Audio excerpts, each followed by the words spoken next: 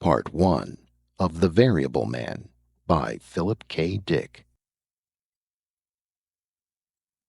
Security Commissioner Reinhardt rapidly climbed the front steps and entered the council building. Council guards stepped quickly aside, and he entered the familiar place of great whirring machines.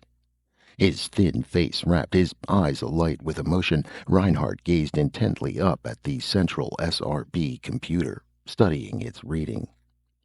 "Straight gain for the last quarter," observed Kaplan, the lab organizer. He grinned proudly, as if personally responsible. "Not bad, Commissioner." "We're catching up to them," Reinhardt retorted. "But too damn slowly. We must finally go over. And soon." Kaplan was in a talkative mood. "We design new offensive weapons they counter with improved defenses, and nothing is actually made. Continual improvement, but neither we nor Centaurus can stop designing long enough to stabilize for production." "It will end," Reinhardt stated coldly, "as soon as Terra turns out a weapon for which Centaurus can build no defense." "Every weapon has a defense. Design and discord, immediate obsolescence. Nothing lasts long enough to—" "What we count on is the lag," Reinhardt broke in, annoyed. His hard gray eyes bored into the lab organizer, and Kaplan slunk back. "The time lag between our offensive design and their counter-development. The lag varies." He waved impatiently toward the massed banks of SRB machines. "As you well know." At this moment, 9:30 a.m., May 7th, 2136, the statistical ratio on the SRB machines stood at 21:17 on the Centauran side of the ledger. All facts considered, the odds favored a successful repulsion by Proxima Centaurus of a Terran military attack. The ratio was based on the total information known to the SRB machines, on a gestalt of the vast flow of data that poured in endlessly from all sectors of the Sol and Centaurus systems. 21:17 on the Centauran side. But a month ago it had been 24:18 in the enemy's favor. Things were improving, slowly but steadily. Centaurus, older and less virile than Terra, was unable to match Terra's rate of technocratic advance. Terra was pulling ahead.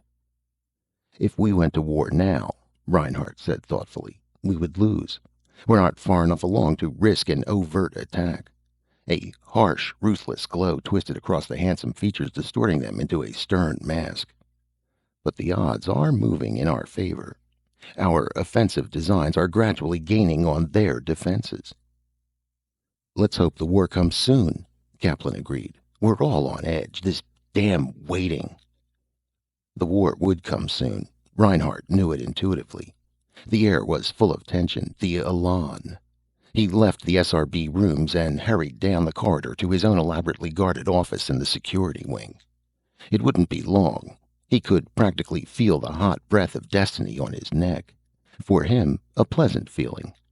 His thin lips set in a humorless smile, showing an even line of white teeth against his tanned skin. It made him feel good, all right. He'd been working at it a long time.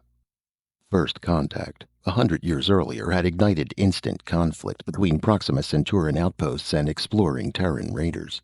Flash fights, sudden eruptions of fire and energy beams. And then the long, dreary years of inaction between enemies, where contact required years of travel, even at nearly the speed of light. The two systems were evenly matched. Screen against screen, warship against power station.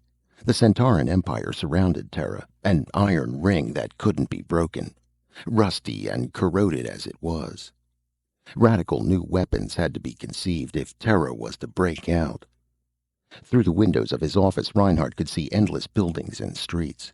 Terrans hurrying back and forth. Bright specks that were commute ships. Little eggs that carried businessmen and white-collar workers around. The huge transport tubes that shot masses of workmen to factories and labor camps from their housing units. All these people waiting to break out.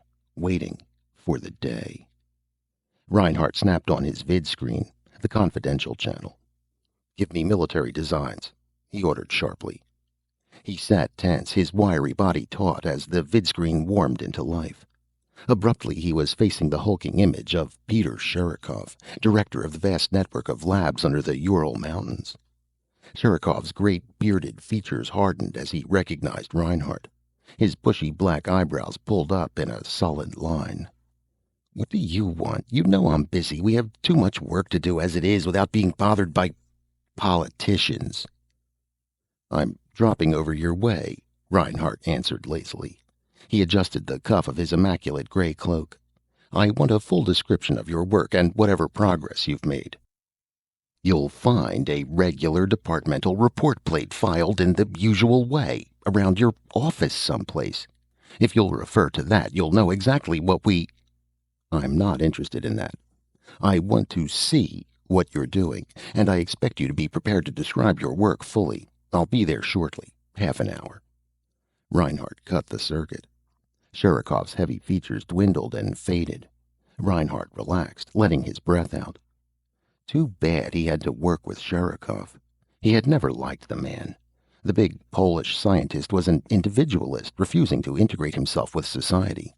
Independent, atomistic in outlook, he held concepts of the individual as an end, diametrically contrary to the accepted organic state, Weltansicht. But Sherikov was the leading research scientist in charge of the military designs department, and on designs the whole future of Terra depended. Victory over Centaurus, or more waiting bottled up in the Sol system, surrounded by a rotting, hostile empire, now sinking into ruin and decay, yet still strong. Reinhardt got quickly to his feet and left the office. He hurried down the hall and out of the council building. A few minutes later, he was heading across the mid-morning sky in his high-speed cruiser toward the Asiatic landmass, the vast Ural mountain range, toward the military design labs. Sherikov met him at the entrance. "Look here, Reinhardt, don't think you're going to order me around. I'm not going to—" "Take it easy." Reinhardt fell into step beside the bigger man. They passed through the check and into the auxiliary labs. "No immediate coercion will be exerted over you or your staff. You're free to continue your work as you see fit. For the present. Let's get this straight. My concern is to integrate your work with our total social needs, as long as your work is sufficiently productive." Reinhardt stopped in his tracks. "Pretty, isn't he?" Sherikov said ironically. "What the hell is it?" "Icarus, we call him. Remember the Greek myth, the legend of Icarus? Icarus flew. This Icarus is going to fly one of these days." Sherikov shrugged. "You can examine him if you want. I suppose this is what you came here to see." Reinhardt advanced slowly. "This is the weapon you've been working on?" "How does he look?" Rising up in the center of the chamber was a squat metal cylinder, a great ugly cone of dark gray. Technicians circled around it, wiring up the exposed relay banks.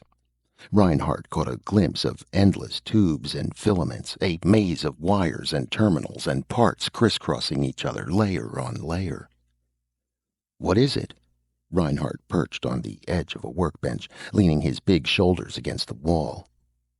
"An idea of Jameson Hedge, the same man who developed our instantaneous interstellar vidcasts 40 years ago.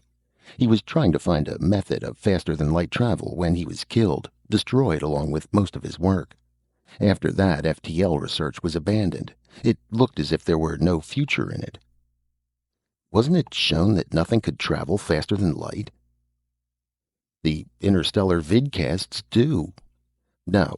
Hedge developed a valid FTL drive. He managed to propel an object at 50 times the speed of light, but as the object gained speed, its length began to diminish and its mass increased.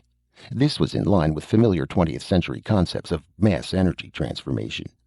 We conjectured that as Hedge's object gained velocity, it would continue to lose length and gain mass until its length became nil and its mass infinite. Nobody can imagine such an object." "Go on." "But what actually occurred is this. Hedge's object continued to lose length and gain mass until it reached the theoretical limit of velocity, the speed of light. At that point, the object, still gaining speed, simply ceased to exist, having no length. It ceased to occupy space. It disappeared. However, The object had not been destroyed. It continued on its way, gaining momentum each moment, moving in an arc across the galaxy away from the Sol system. Hedge's object entered some other realm of being beyond our powers of conception. The next phase of Hedge's experiment consisted in a search for some way to slow the FTL object down, back to a sub-FTL speed, hence back into our universe. This counter-principle was eventually worked out. With what result? The death of Hedge and destruction of most of his equipment. His experimental object, in re-entering the space-time universe, came into being in space already occupied by matter. Possessing an incredible mass just below infinity level, Hedge's object exploded in a titanic cataclysm. It was obvious that no space travel was possible with such a drive. Virtually all space contains some matter. To re-enter space would bring automatic destruction. Hedge had found his FTL drive and his counter-principle, but no one before this had been able to put them to any use. Reinhardt walked over toward the great metal cylinder. Sherikov jumped down and followed him. "I don't get it," Reinhardt said. "You said the principle is no good for space travel." "That's right." "What's this for, then, if the ship explodes as soon as it returns to our universe?" "This is not a ship." Sherikov grinned slyly. "Icarus is the first practical application of Hedge's principles. Icarus is a bomb." "So this is our weapon," Reinhardt said. "A bomb, an immense bomb. A bomb moving at a velocity greater than light. A bomb which will not exist in our universe. The Centaurans won't be able to detect or stop it. How could they? As soon as it passes the speed of light, it will cease to exist beyond all detection." "But Icarus will be launched outside the lab, on the surface. He will align himself with Proxima Centaurus, gaining speed rapidly. By the time he reaches his destination, he will be traveling at FTL 100. Icarus will be brought back to this universe within Centaurus itself. The explosion should destroy the star and wash away most of its planets, including their central hub planet, Armon. There is no way they can halt Icarus once he has been launched. No defense is possible. Nothing can stop him. It is a real fact." "When will he be ready?" Sherikov's eyes flickered. "Soon."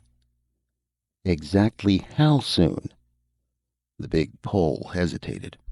"As a matter of fact, there's only one thing holding us back." Sherikov led Reinhardt around to the other side of the lab. He pushed a lab guard out of the way. "See this?" He tapped a round globe open at one end, the size of a grapefruit. "This is holding us up." "What is it?" "The central control turret. This thing brings Icarus back to sub-FTL flight at the correct moment. It must be absolutely accurate. Icarus will be within the star only a matter of a microsecond. If the turret does not function exactly, Icarus will pass out of the other side and shoot beyond the Centauran system." "How near completed is this turret?" Sherikov hedged uncertainly, spreading out his big hands. "Who can say? It must be wired with infinitely minute equipment, microscope grapples, and wires invisible to the naked eye." "Can you name any completion date?" Sherikov reached into his coat and brought out a manila folder. "I've drawn up the data for the SRB machines, giving a date of completion. You can go ahead and feed it. I entered 10 days as the maximum period. The machine can work from that." Reinhardt accepted the folder cautiously. "You're sure about the date? I'm not convinced I can trust you, Sherikov." Sherikov's features darkened. "You'll have to take a chance, Commissioner. I don't trust you any more than you trust me. I know how much you'd like an excuse to get me out of here and one of your puppets in." Reinhardt studied the huge scientist thoughtfully. Sherikov was going to be a hard nut to crack. Designs was responsible to security, not the Council. Sherikov was losing ground, but he was still a potential danger. Stubborn, individualistic, refusing to subordinate his welfare to the general good. "All right." Reinhardt put the folder slowly away in his coat. "I'll feed it. But you better be able to come through. There can't be any slip-ups. Too much hangs on the next few days." If the odds change in our favor, are you going to give the mobilization order? Yes, Reinhardt stated. I'll give the order the moment I see the odds change. Standing in front of the machines, Reinhardt waited nervously for the results. It was 2 o'clock in the afternoon. The day was warm, a pleasant May afternoon. Outside the building, the daily life of the planet went on as usual. As usual? Not exactly. The feeling in the air, an expanding excitement growing every day.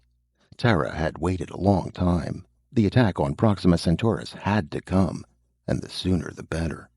The ancient Centauran Empire hemmed in Terra, bottled the human race up in its one system. A vast, suffocating net draped across the heavens, cutting Terra off from the bright diamonds beyond. And it had to end.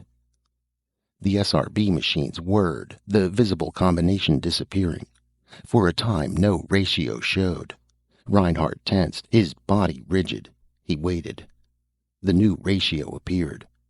Reinhardt gasped. 7-6. Toward Terra. Within 5 minutes, the emergency mobilization alert had been flashed to all government departments. The Council and President Duff had been called to immediate session. Everything was happening fast. But there was no doubt. 7-6 in Terra's favor.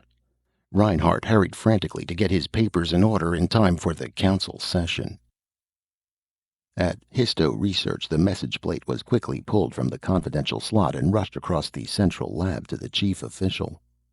Look at this. Fredman dropped the plate on his superior's desk. Look at it. Harper picked up the plate, scanning it rapidly. Sounds like the real thing. I didn't think we'd live to see it. Fredman left the room, hurrying down the hall. He entered the time bubble office. Where's the bubble? He demanded, looking around. One of the technicians looked up slowly. Back about 200 years, we're coming up with interesting data on the War of 1914. According to material the bubble has already brought up. Cut it. We're through with routine work. Get the bubble back to the present. From now on, all equipment has to be free for military work. But the bubble is regulated automatically. You can bring it back manually. It's risky, the technician hedged. If the emergency requires it, I suppose we could take a chance and cut the automatic. The emergency requires everything, Fredman said feelingly. But the odds might change back, Margaret Duff, president of the council, said nervously.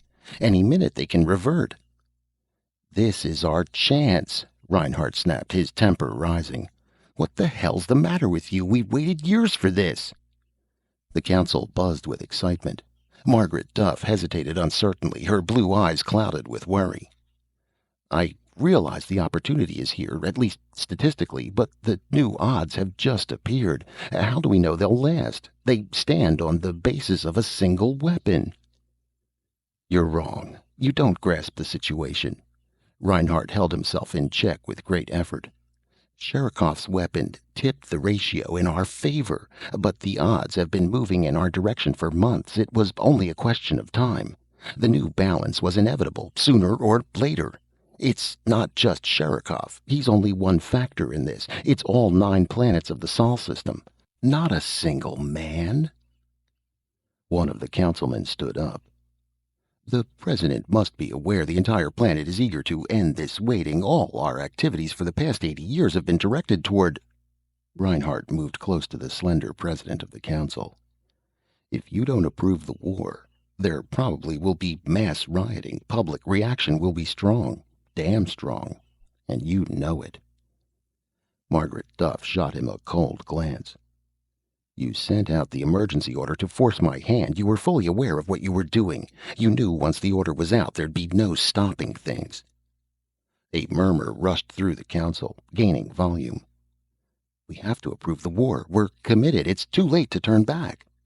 Shouts, angry voices, insistent waves of sound lapped around Margaret Duff. I'm as much for the war as anybody, she said sharply. I'm only urging moderation. An inter-system war is a big thing. We're going to war because a machine says we have a statistical chance of winning. There's no use starting a war unless we can win it, Reinhardt said. The SRB machines tell us whether we can win. They tell us our chance of winning. They don't guarantee anything. What more can we ask beside a good chance of winning? Margaret Duff clamped her jaw together tightly. All right. I hear all the clamor. I won't stand in the way of council approval. The vote can go ahead. Her cold, alert eyes appraised Reinhardt, especially since the emergency order has already been sent out to all government departments. Good. Reinhardt stepped away with relief. Then it's settled. We can finally go ahead with full mobilization.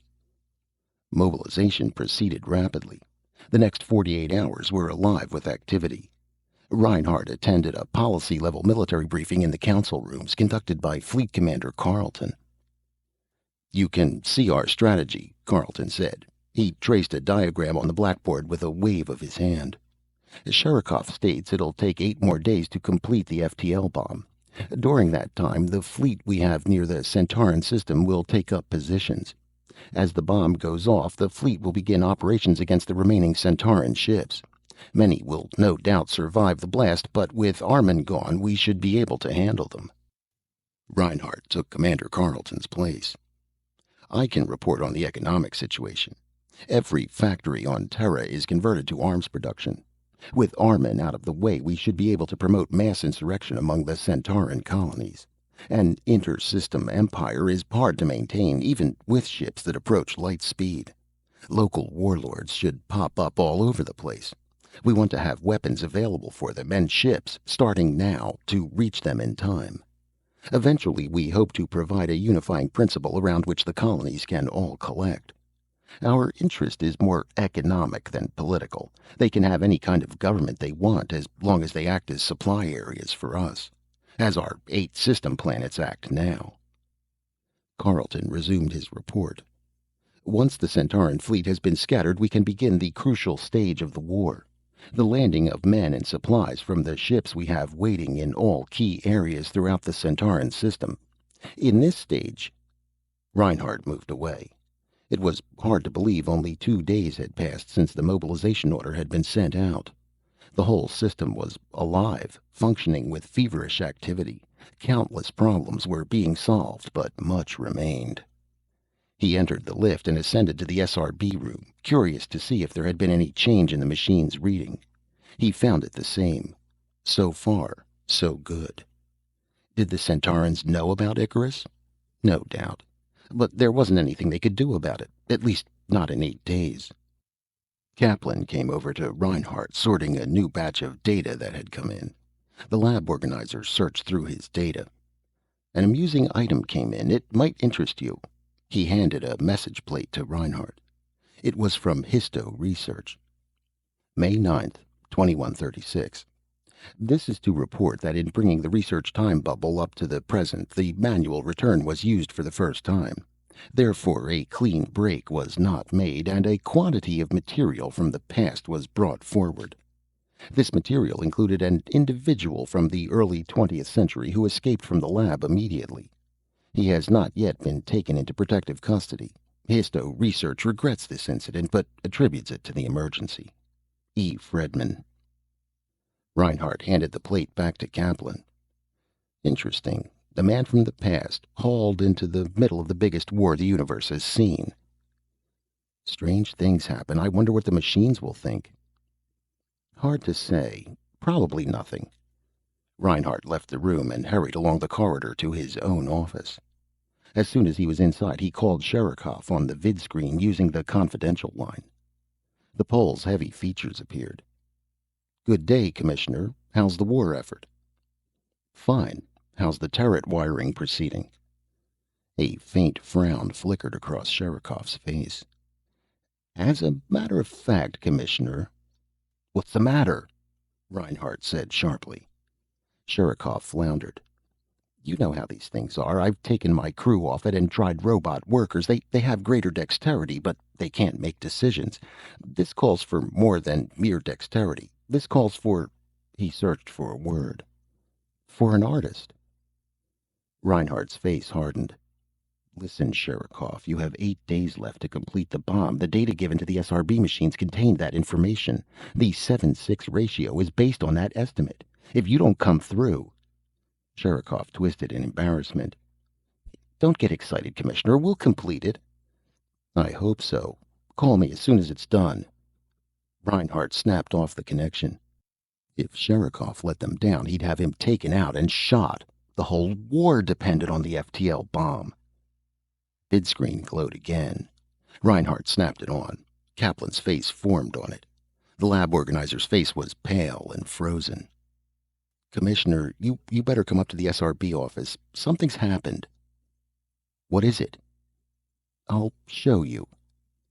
Alarmed, Reinhardt hurried out of his office and down the corridor. He found Kaplan standing in front of the SRB machines. What's the story? Reinhardt demanded. He glanced down at the reading. It was unchanged. Kaplan held up a message plate nervously. A moment ago, I fed this into the machines. After I saw the results, I quickly removed it. It's that item I showed you from histo research about the man from the past. What happened when you fed it in? Kaplan swallowed unhappily. I'll show you. I'll do it again, exactly as before. He fed the plate into a moving intake belt. Watch the visible figures, Kaplan muttered. Reinhardt watched, tense and rigid. For a moment, nothing happened. 7-6 continued to show. Then, the figures disappeared. The machines faltered. New figures showed briefly. 424 for Centaurus. Reinhardt gasped, suddenly sick with apprehension. But the figures vanished. New figures appeared. 1638 for Centaurus. Then 4886. 7915 in Terra's favor. Then nothing. The machines whirred, but nothing happened. Nothing at all. No figures. Only a blank. What's it mean? Reinhardt muttered, dazed. It's fantastic. We didn't think this could... What's happened? The machines aren't able to handle the item. No reading can come. It's data they can't integrate. They can't use it for prediction material, and it throws off all their other figures. Why? It's a variable. Kaplan was shaking, white-lipped and pale. Something from which no inference can be made. The man from the past, the machines can't deal with him. The variable man. Chapter 2. Thomas Cole was sharpening a knife with his whetstone when the tornado hit. The knife belonged to the lady in the big green house. Every time Cole came by with his fix-it cart, the lady had something to be sharpened. Once in a while, she gave him a cup of coffee, hot black coffee from an old bent pot. He liked that fine. He enjoyed good coffee. The day was drizzly and overcast. Business had been bad. An automobile had scared his 2 horses. On bad days, less people were outside, and he had to get down from the cart and go to ring doorbells. But the man in the yellow house had given him $1 for fixing his electric refrigerator. Nobody else had been able to fix it, not even the man from the factory. The dollar would go a long way. $1 was a lot. He knew it was a tornado even before it hit him. Everything was silent. He was bent over his whetstone, the reins between his knees, absorbed in his work. He had done a good job on the knife. He was almost finished. He spat on the blade and was holding it up to see, and then the tornado came. All at once it was there, completely around him. Nothing but grayness. He and the cart and horses seemed to be in a calm spot in the center of the tornado. They were moving in a great silence, gray mist everywhere. And while he was wondering what to do and how to get the lady's knife back to her, all at once there was a bump and the tornado tipped him over, sprawled out on the ground. The horses screamed in fear, struggling to pick themselves up. Cole got quickly to his feet. Where was he? The grayness was gone. White walls stuck up on all sides. A deep light gleamed down. Not daylight, but something like it. The team was pulling the cart on its side, dragging it along, tools and equipment falling out. Cole righted the cart, leaping up onto the seat. And for the first time, he saw the people. Men with astonished white faces in some sort of uniforms. Shouts, noise, and confusion, and a feeling of danger. Cole headed the team toward the door. Hooves thundered steel against steel as they pounded through the doorway, scattering the astonished men in all directions. He was out in a wide hall, a building like a hospital. The hall divided. More men were coming, spilling from all sides, shouting and milling in excitement like white ants. Something cut past him, a beam of dark violet. It seared off a corner of the cart, leaving the wood smoking. Cole felt fear. He kicked at the terrified horses. They reached a big door, crashing wildly against it. The door gave, and they were outside, bright sunlight blinking down on them. For a sickening second, the cart tilted, almost turning over. Then the horses gained speed, racing across an open field toward a distant line of green, Cole holding tightly to the reins. Behind him, the little white-faced men had come out and were standing in a group, gesturing frantically. He could hear their faint, shrill shouts. But he had got away. He was safe. He slowed the horses down and began to breathe again. The woods were artificial, some kind of park, but the park was wild and overgrown, a dense jungle of twisted plants, everything growing in confusion. The park was empty. No one was there. By the position of the sun, he could tell it was either early morning or late afternoon. The smell of the flowers and grass, the dampness of the leaves indicated morning. It had been late afternoon when the tornado had picked him up, and the sky had been overcast and cloudy. Cole considered. Clearly he had been carried a long way. The hospital, the men with white faces, the odd lightning, the accented words he had caught, everything indicated he was no longer in Nebraska. Maybe not even in the United States. Some of his tools had fallen out and gotten lost along the way. Cole collected everything that remained, sorting them, running his fingers over each tool with affection. Some of the little chisels and wood gouges were gone. The bit box had opened and most of the smaller bits had been lost. He gathered up those that remained and replaced them tenderly in the box. He took a keyhole saw down and with an oil rag wiped it carefully and replaced it. Above the cart the sun rose slowly in the sky. Cole peered up, his horny hand over his eyes. A big man, stoop-shouldered, his chin gray and stubbled, his clothes wrinkled and dirty, but his eyes were clear, a pale blue, and his hands were finely made. He could not stay in the park. They had seen him ride that way. They would be looking for him. Far above, something shot rapidly across the sky, a tiny black dot moving with incredible haste. A second dot followed. The two dots were gone almost before he saw them. They were utterly silent. Cole frowned, perturbed. The dots made him uneasy. He would have to keep moving and looking for food. His stomach was already beginning to rumble and groan. Work. There was plenty he could do. Gardening, sharpening, grinding, repair work on machines and clocks, fixing all kinds of household things. Even painting and odd jobs and carpentry and chores. He could do anything. Anything people wanted done. For a meal and pocket money. Thomas Cole urged the team into life, moving forward. He sat hunched over in the seat, watching intently as the fix-it cart rolled slowly across the tangled grass through the jungle of trees and flowers. Reinhardt hurried, racing his cruiser at top speed, followed by a second ship, a military escort. The ground sped by below him, a blur of gray and green. The remains of New York lay spread out, a twisted, blunted ruin overgrown with weeds and grass. The great atomic wars of the 20th century had turned virtually the whole seaboard area into an endless waste of slag. Slag and weeds below him, and then the sudden tangle that had been Central Park. Histo Research came into sight. Reinhardt swooped down, bringing his cruiser to rest at the small supply field behind the main buildings. Harper, the chief official of the department, came quickly over as soon as Reinhardt's ship landed. "Frankly, we don't understand why you consider this matter important," Harper said uneasily. Reinhardt shot him a glance. "I'll be the judge of what's important. Are you the one who gave the order to bring the bubble back manually?" "Fredman gave the actual order, in line with your directive to have all facilities ready for—" Reinhardt headed toward the entrance of the research building. "Where is Fredman?" Inside. I want to see him. Let's go. Fredman met them inside. He greeted Reinhardt calmly, showing no emotion. Sorry to cause you trouble, Commissioner. We were trying to get the station in order for the war. We wanted the bubble back as quickly as possible. He eyed Reinhardt curiously. No doubt the man in his cart will soon be picked up by your police. I want to know everything that happened, in exact detail. Fredman shifted uncomfortably. There's not much to tell. I gave the order to have the automatic setting canceled and the bubble brought back manually.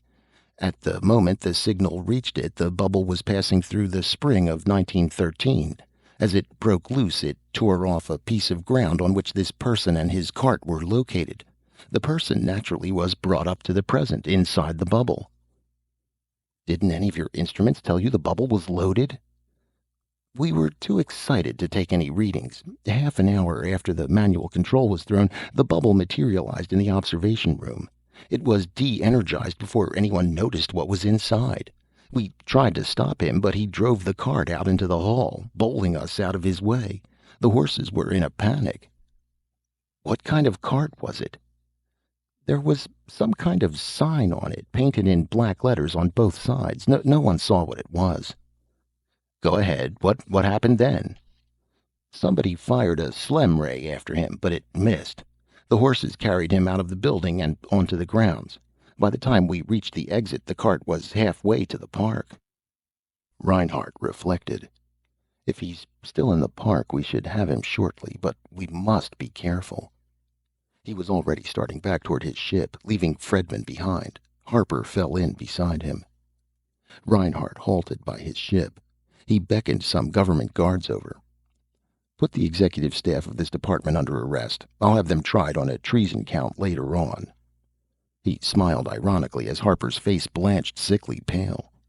There's a war going on. You'll be lucky if you get off alive. Reinhardt entered his ship and left the surface, rising rapidly into the sky. A second ship followed after him, a military escort. Reinhardt flew high above the sea of gray slag, the unrecovered waste area. He passed over a sudden square of green set in the ocean of gray. Reinhardt gazed back at it until it was gone. Central Park. He could see police ships racing through the sky, ships and transports loaded with troops, heading toward the square of green.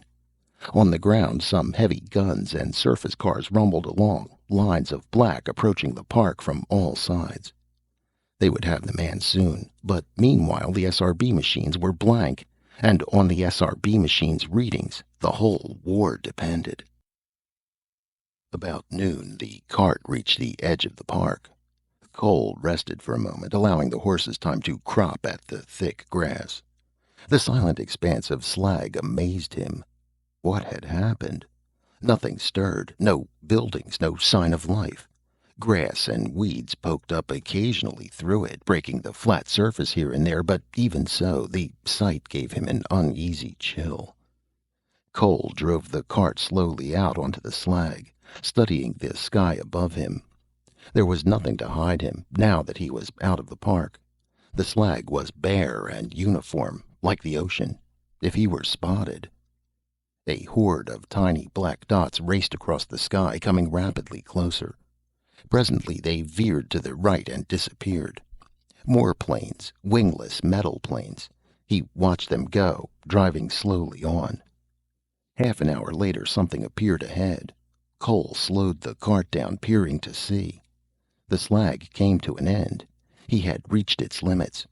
Ground appeared, dark soil and grass. Weeds grew everywhere. Ahead of him, beyond the end of the slag, was a line of buildings, houses of some sort. Or sheds. Houses, probably, but not like any he had ever seen.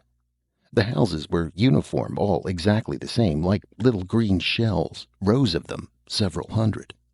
There was a little lawn in front of each. Lawn, a path, a front porch, bushes in a meager row around each house, but the houses were all alike and very small. Little green shells in precise, even rows.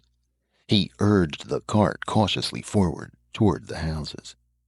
No one seemed to be around. He entered a street between two rows of houses, the hooves of his two horses sounding loudly in the silence. He was in some kind of town, but there were no dogs or children. Everything was neat and silent, like a model, an exhibit. It made him uncomfortable. A young man walking along the pavement gaped at him in wonder. An oddly dressed youth, in a toga-like cloak that hung down to his knees, a single piece of fabric, and sandals. Or what looked like sandals. Both the cloak and the sandals were of some strange half-luminous material. It glowed faintly in the sunlight, metallic rather than cloth. A woman was watering flowers at the edge of a lawn. She straightened up as his team of horses came near. Her eyes widened in astonishment, and then fear. Her mouth fell open in a soundless O, and her sprinkling can slipped from her fingers and rolled silently onto the lawn. Cole blushed and turned his head quickly away. The woman was scarcely dressed. He flicked the reins and urged the horses to hurry. Behind him the woman stood still. He stole a brief, hasty look back, and then shouted hoarsely to his team, ears scarlet. He had seen right. She wore only a pair of translucent shorts, nothing else. A mere fragment of the same half-luminous material that glowed and sparkled. The rest of her small body was utterly naked. He slowed the team down. She had been pretty. Brown hair and eyes, red lips, quite a good figure, slender waist, downy legs, bare and supple, full breasts. He clamped the thought furiously off. He had to get to work. Business. Cole halted the fix-it cart and leaped down onto the pavement. He selected a house at random and approached it cautiously. The house was attractive. It had a certain simple beauty, but it looked frail and exactly like the others. He stepped up on the porch. There was no bell. He searched for it, running his hand uneasily over the surface of the door. All at once there was a click, a sharp snap on a level with his eyes. Cole glanced up, startled. A lens was vanishing as the door section slid over it. He had been photographed. While he was wondering what it meant, the door swung suddenly open. A man filled up the entrance, a big man in a tan uniform, blocking the way ominously. "What do you want?" the man demanded. "I'm looking for work," Cole murmured. "Any kind of work. I can do anything, fix any kind of thing. I repair broken objects, things that need mending." His voice trailed off uncertainly. "Anything at all." "Apply to the placement department of the Federal Activities Control Board," the man said crisply. "You know all occupational therapy is handled through them." He eyed Cole curiously. "Why have you got on those ancient clothes?" "Ancient? Why, I—" The man gazed past him at the fix-it cart and the two dozing horses. "What's that? What are those two animals? Horses?" The man rubbed his jaw, studying Cole intently. "That's strange," he said. "Strange?" Cole murmured uneasily. "Why?" "There haven't been any horses for over a century. All the horses were wiped out during the Fifth Atomic War. That's why it's strange." Cole tensed, suddenly alert. There was something in the man's eyes, a hardness, a piercing look. Cole moved back off the porch onto the path. He had to be careful. Something was wrong. "I'll be going," he murmured. "There haven't been any horses for over 100 years." The man came toward Cole. "Who are you? Why are you dressed up like that? Where did you get that vehicle and pair of horses?" "I'll be going," Cole repeated, moving away. The man whipped something from his belt, a thin metal tube. He stuck it toward Cole. It was a rolled up paper, a thin sheet of metal in the form of a tube. Words, some kind of script. He could not make any of them out. The man's picture, rows of numbers, figures. "I'm Director Winslow," the man said. "Federal Stockpile Conservation. You better talk fast or there'll be a security car here in 5 minutes." Cole moved fast. He raced head down, back along the path to the cart toward the street. Something hit him, a wall of force throwing him down on his face. He sprawled in a heap, numb and dazed. His body ached, vibrating wildly out of control. Waves of shock rolled over him, gradually diminishing. He got shakily to his feet. His head spun. He was weak, shattered, trembling violently. The man was coming down the walk after him. Cole pulled himself onto the cart, gasping and retching. The horses jumped into life. Cole rolled over against the seat, sick with the motion of the swaying cart. He caught hold of the reins and managed to drag himself up in a sitting position. The cart gained speed, turning a corner. Houses flew past. Cole urged the team weakly, drawing great shuddering breaths. Houses and streets, a blur of motion as the cart flew faster and faster along. Then he was leaving the town, leaving the neat little houses behind. He was on some sort of highway, big buildings, factories on both sides of the highway, figures, men watching in astonishment. After a while, the factories fell behind. Cole slowed the team down. What had the man meant? Fifth atomic war. Horses destroyed. It didn't make any sense, and they had things he knew nothing about. Force fields, planes without wings, soundless. Cole reached around in his pockets. He found the identification tube the man had handed him. In the excitement, he had carried it off. He unrolled the tube slowly and began to study it. The writing was strange to him. For a long time, he studied the tube. Then, gradually, he became aware of something. Something in the top right-hand corner. A date. October 6th, 2128. Cole's vision blurred. Everything spun and wavered around him. October 2128? Could it be? But he held the paper in his hand. Thin metal paper, like foil. And it had to be. It said so, right in the corner, printed on the paper itself. Cole rolled the tube up slowly, numbed with shock. 200 years. It didn't seem possible. But things were beginning to make sense. He was in the future, 200 years in the future. While he was mulling this over, the swift black security ship appeared overhead, diving rapidly toward the horse-drawn cart as it moved slowly along the road. Reinhardt's vidscreen buzzed. He snapped it quickly on. Yes? Report from security. Put it through. Reinhardt waited tensely as the lines locked in place. The screen relit. This is Dixon, Western Regional Command. The officer cleared his throat, shuffling his message plates. The man from the past has been reported moving away from the New York area. Which side of your net? Outside. He evaded the net around Central Park by entering one of the small towns at the rim of the slag area. Evaded? We assumed he would avoid the towns. Naturally, the net failed to encompass any of the towns. Reinhardt's jaw stiffened. Go on. He entered the town of Petersville a few minutes before the net closed around the park. We burned the park level, but naturally found nothing. He had already gone. An hour later, we received a report from a resident in Petersville, an official of the Stockpile Conservation Department. The man from the past had come to his door looking for work. Winslow, the official, engaged him in conversation, trying to hold on to him, but he escaped, driving his cart off. Winslow called security right away, but by then it was too late. Report to me as soon as anything more comes in. We must have him, and damn soon. Reinhardt snapped the screen off. It died quickly. He sat back in his chair, waiting. Cole saw the shadow of the security ship. He reacted at once. A second after the shadow passed over him, Cole was out of the cart, running and falling. He rolled, twisting and turning, pulling his body as far away from the cart as possible. There was a blinding roar and flash of white light. A hot wind rolled over Cole, picking him up and tossing him like a leaf. He shut his eyes, letting his body relax.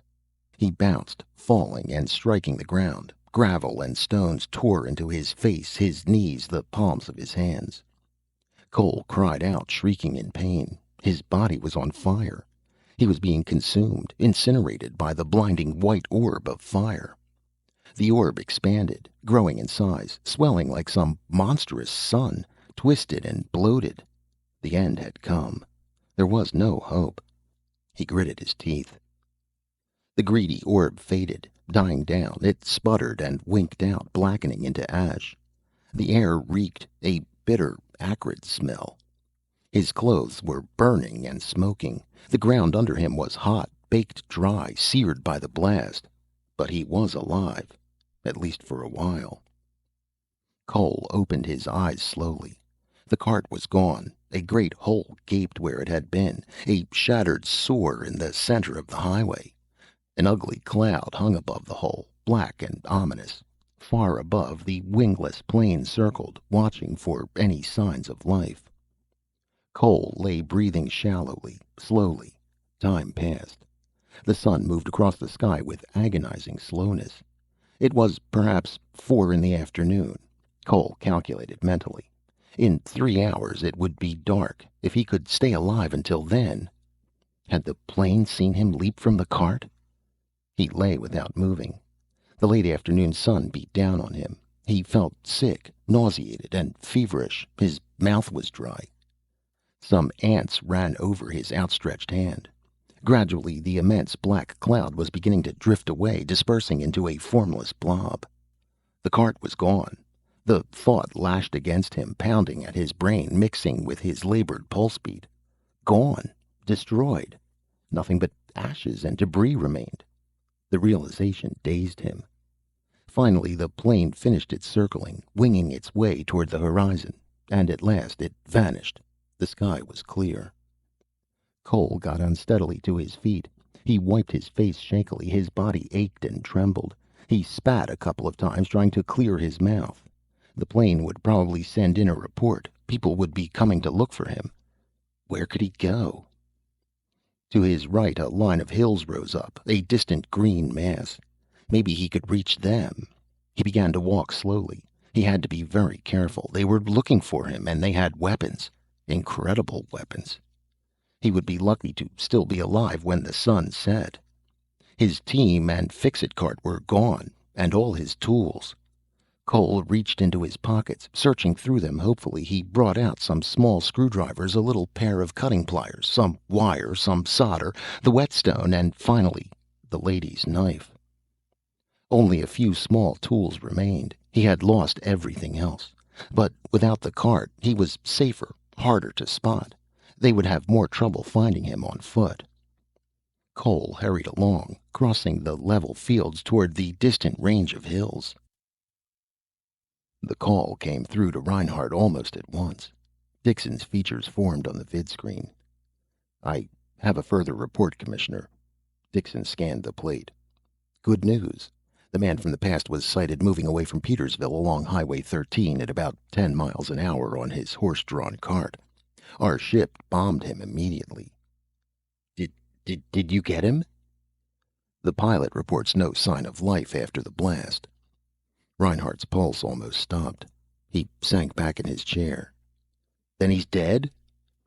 "Actually, we won't know for certain until we can examine the debris. A surface car is speeding toward the spot. We should have the complete report in a short time. We'll notify you as soon as the information comes in." Reinhardt reached out and cut the screen. It faded into darkness.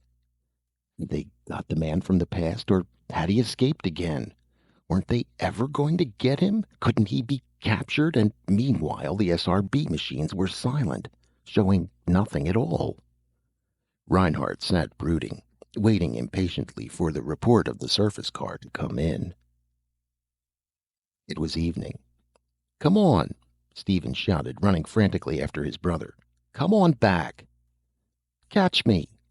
Earl ran and ran, down the side of the hill, over behind a military storage depot, along a Neotex fence, jumping finally down into Mrs. Norris's backyard. Stephen hurried after his brother, sobbing for breath, shouting and gasping as he ran. "Come back! You come back with that!" "What's he got?" Sally Tate demanded, stepping out suddenly to block Stephen's way. Stephen halted, his chest rising and falling. "He's got my intersystem vid sender." His small face twisted with rage and misery. "He better give it back." Earl came circling around from the right. In the warm gloom of evening he was almost invisible. "Here I am," he announced. "What you going to do?"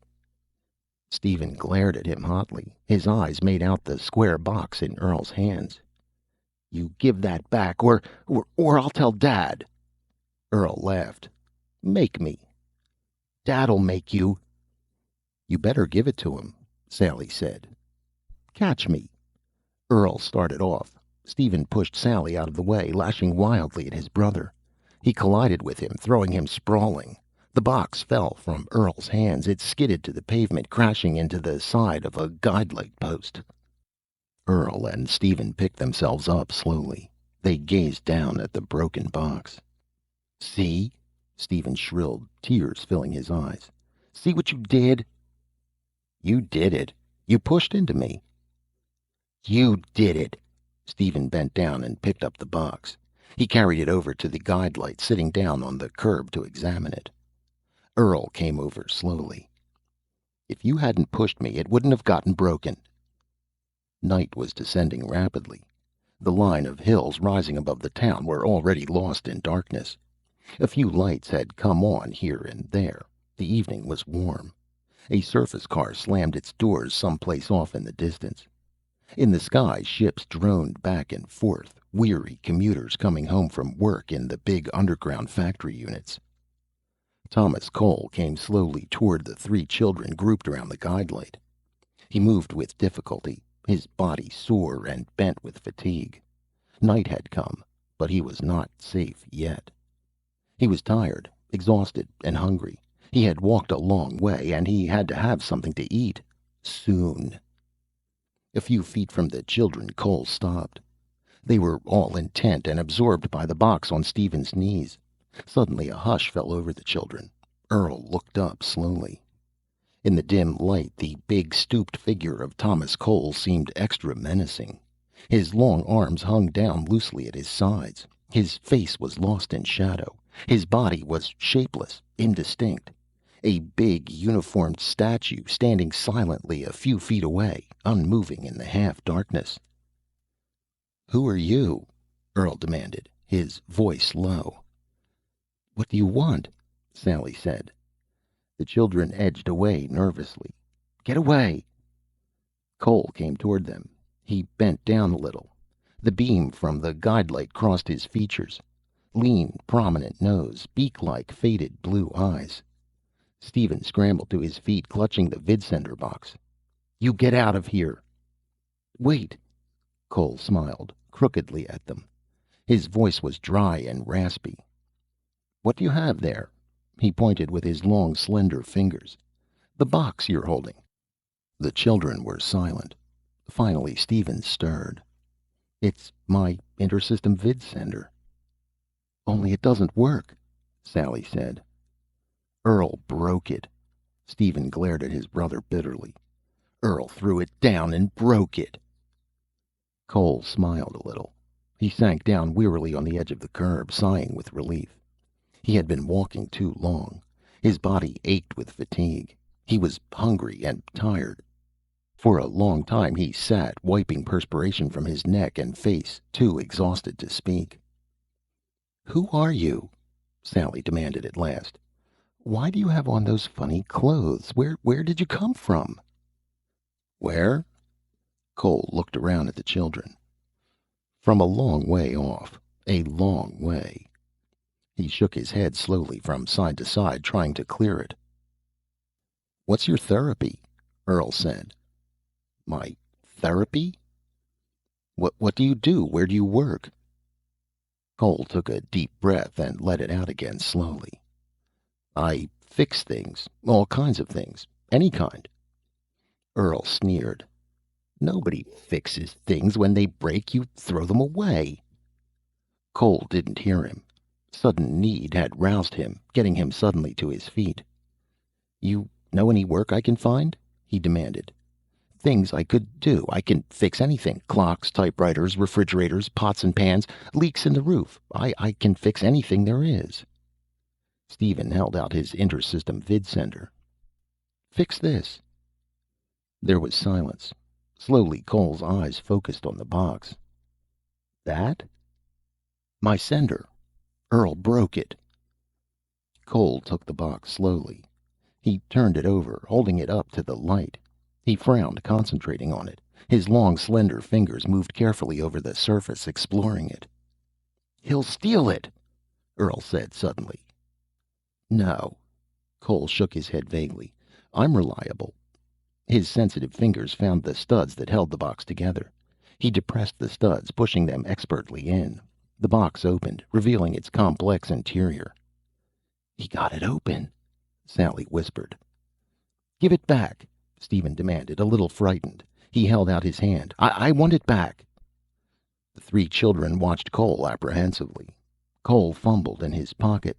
Slowly he brought out his tiny screwdrivers and pliers.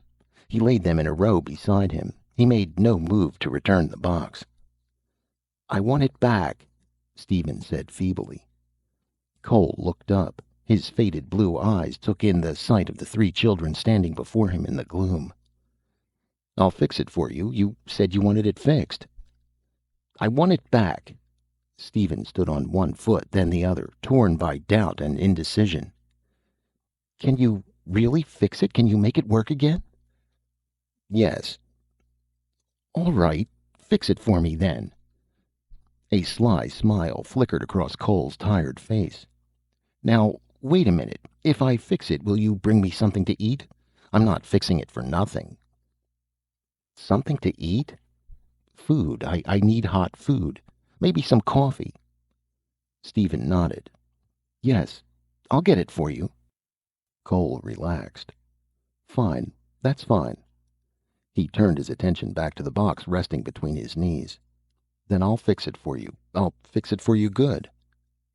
His fingers flew, working and twisting, tracing down wires and relays, exploring and examining, finding out about the inter-system vidsender, discovering how it worked.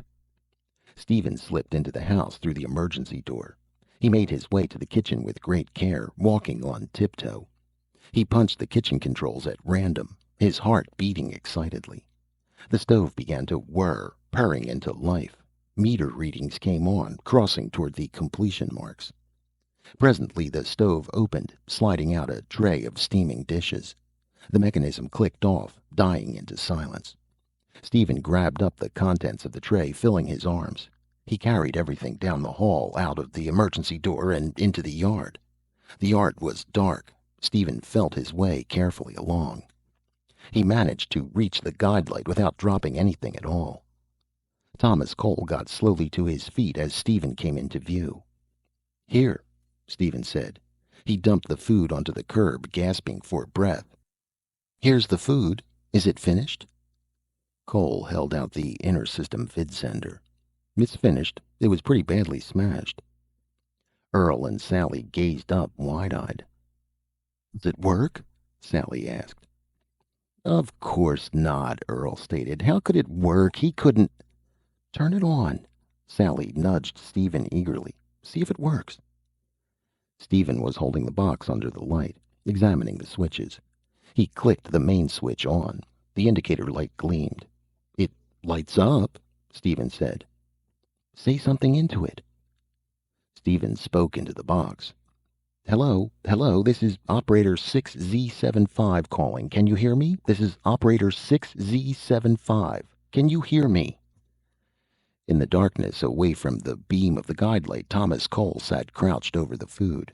He ate gratefully, silently. It was good food, well cooked and seasoned. He drank a container of orange juice, and then a sweet drink he didn't recognize. Most of the food was strange to him, but he didn't care. He had walked a long way, and he was plenty hungry. And he still had a long way to go before morning. He had to be deep in the hills before the sun came up.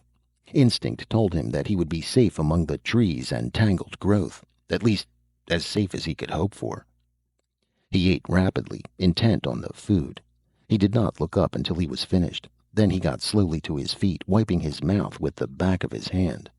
The three children were standing around in a circle, operating the inter-system vidsender. He watched them for a few minutes. None of them looked up from the small box. They were intent, absorbed in what they were doing. "Well," Cole said at last, "does it work all right?" After a moment, Stephen looked up at him. There was a strange expression on his face. He nodded slowly. Yes, yes, it works. It works fine. Cole grunted. All right. He turned and moved away from the light. That's fine. Children watched silently until the figure of Thomas Cole had completely disappeared. Slowly they turned and looked at each other, then down at the box in Stephen's hands.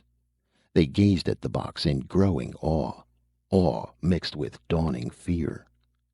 Stephen turned and edged towards his house. I've got to show it to my dad, he murmured, dazed. He's got to know. Somebody's got to know. Part 2 of The Variable Man by Philip K. Dick. Chapter 3. Eric Reinhardt examined the vidsender box carefully, turning it around and around. Then he did escape from the blast, Dixon admitted reluctantly. He must have leaped from the cart just before the concussion. Reinhardt nodded. He escaped. He got away from you. Twice. He pushed the vidsender box away and leaned abruptly toward the man standing uneasily in front of his desk. What's your name again? Elliot. Richard Elliot. And your son's name? Stephen. It was last night that this happened? About 8 o'clock. Go on. Stephen came into the house. He acted queerly. He was carrying his intersystem vidsender. Elliot pointed at the box on Reinhardt's desk. That. He was nervous and excited. I asked what was wrong. For a while he couldn't tell me. He was quite upset. Then he showed me the vidsender. Elliot took a deep, shaky breath. I could see right away it was different. You see, I'm an electrical engineer. I had opened it once before to put in a new battery. I had a fairly good idea how it should look. Elliot hesitated. Commissioner, it had been changed. A lot of the wiring was different. Moved around. Relays connected differently. Some parts were missing. New parts had been jury-rigged out of old. Then I discovered the thing that made me call security. The vidsender. It really worked. Worked? You see, it never was anything more than a toy, with a range of a few city blocks, so the kids could call back and forth from their rooms like a sort of portable vidscreen.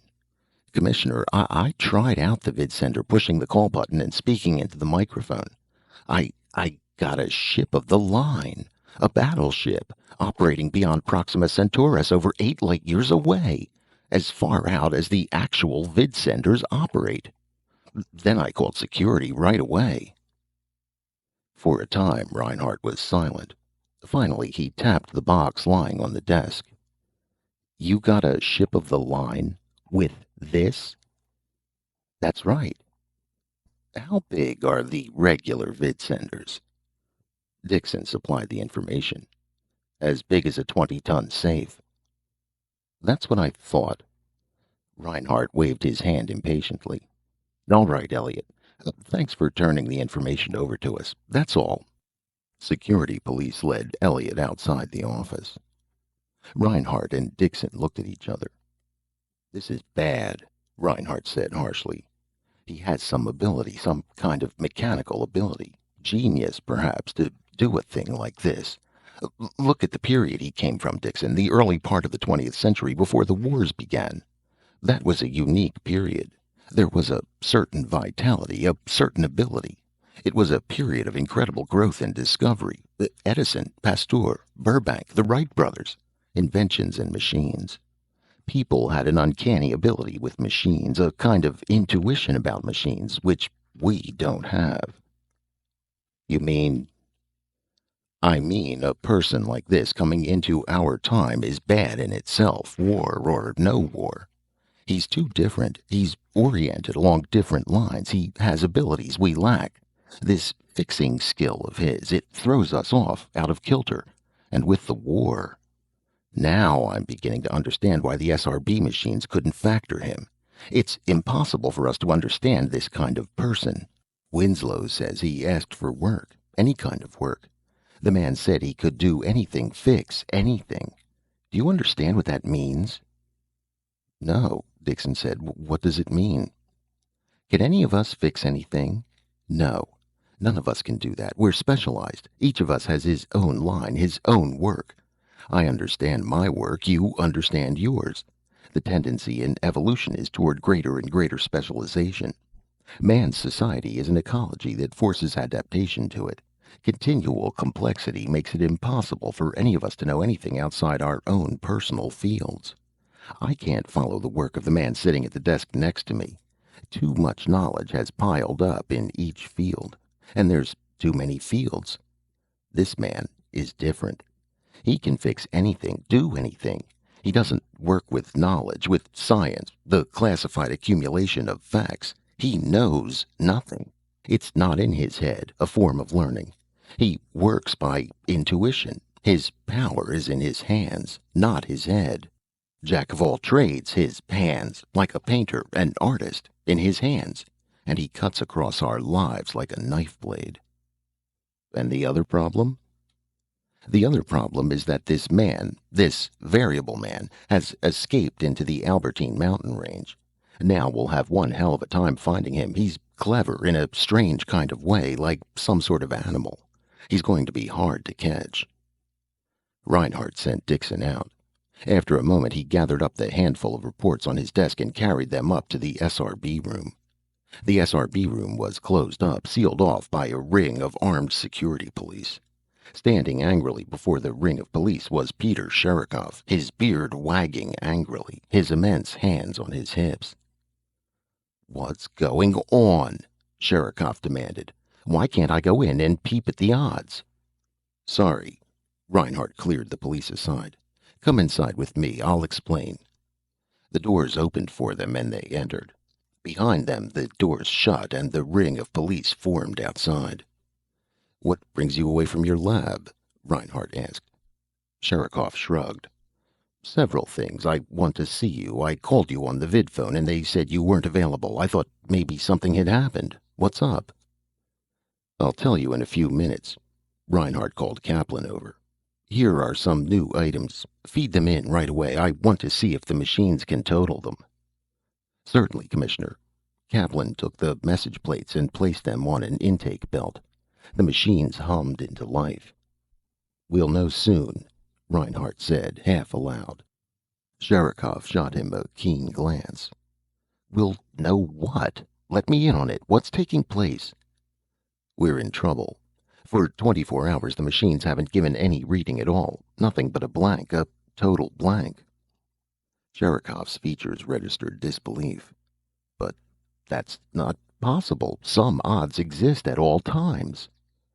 "The odds exist, but the machines aren't able to calculate them." "Why not?" "Because a variable factor has been introduced, a factor which the machines can't handle. They can't make any predictions from it."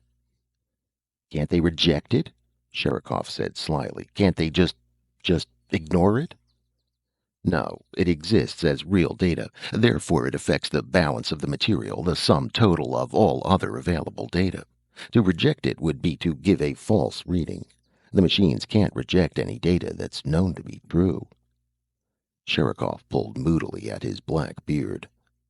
"I would be interested in knowing what sort of factor the machines can't handle. I thought they could take in all data pertaining to contemporary reality." "They can. This factor has nothing to do with contemporary reality. That's the trouble. Histo research, in bringing its time bubble back from the past, got overzealous and cut the circuit too quickly. The bubble came back loaded, with a man from the 20th century, a man from the past." "I see. A man from 2 centuries ago." The big Pole frowned. "And with a radically different Weltanschauung. No connection with our present society, not integrated along our lines at all. Therefore, the SRB machines are perplexed." Reinhardt grinned. "Perplexed? I suppose so. In any case, they can't do anything with the data about this man, the variable man. No statistics at all have been thrown up, no predictions have been made, and it knocks everything else out of phase. We're dependent on the constant showing of these odds. The whole war effort is geared around them." "The horseshoe nail. Remember the old poem? For want of a nail the shoe was lost, for want of the shoe the horse was lost, for want of the horse the rider was lost, for want... Exactly. A single factor coming along like this, one single individual, can throw everything off. It doesn't seem possible that one person could knock an entire society out of balance, but apparently it is. What are you doing about this man? The security police are organized in a mass search for him. Results? He escaped into the Albertine mountain range last night. It'll be hard to find him. We must expect him to be loose for another 48 hours. It'll take that long for us to arrange the annihilation of the range area, perhaps a trifle longer. And meanwhile... Ready, Commissioner, Kaplan interrupted. The new totals. The SRB machines had finished factoring the new data. Reinhardt and Sherikov hurried to take their places before the view windows. For a moment, nothing happened. Then the odds were put up, locking in place. Sherikov gasped.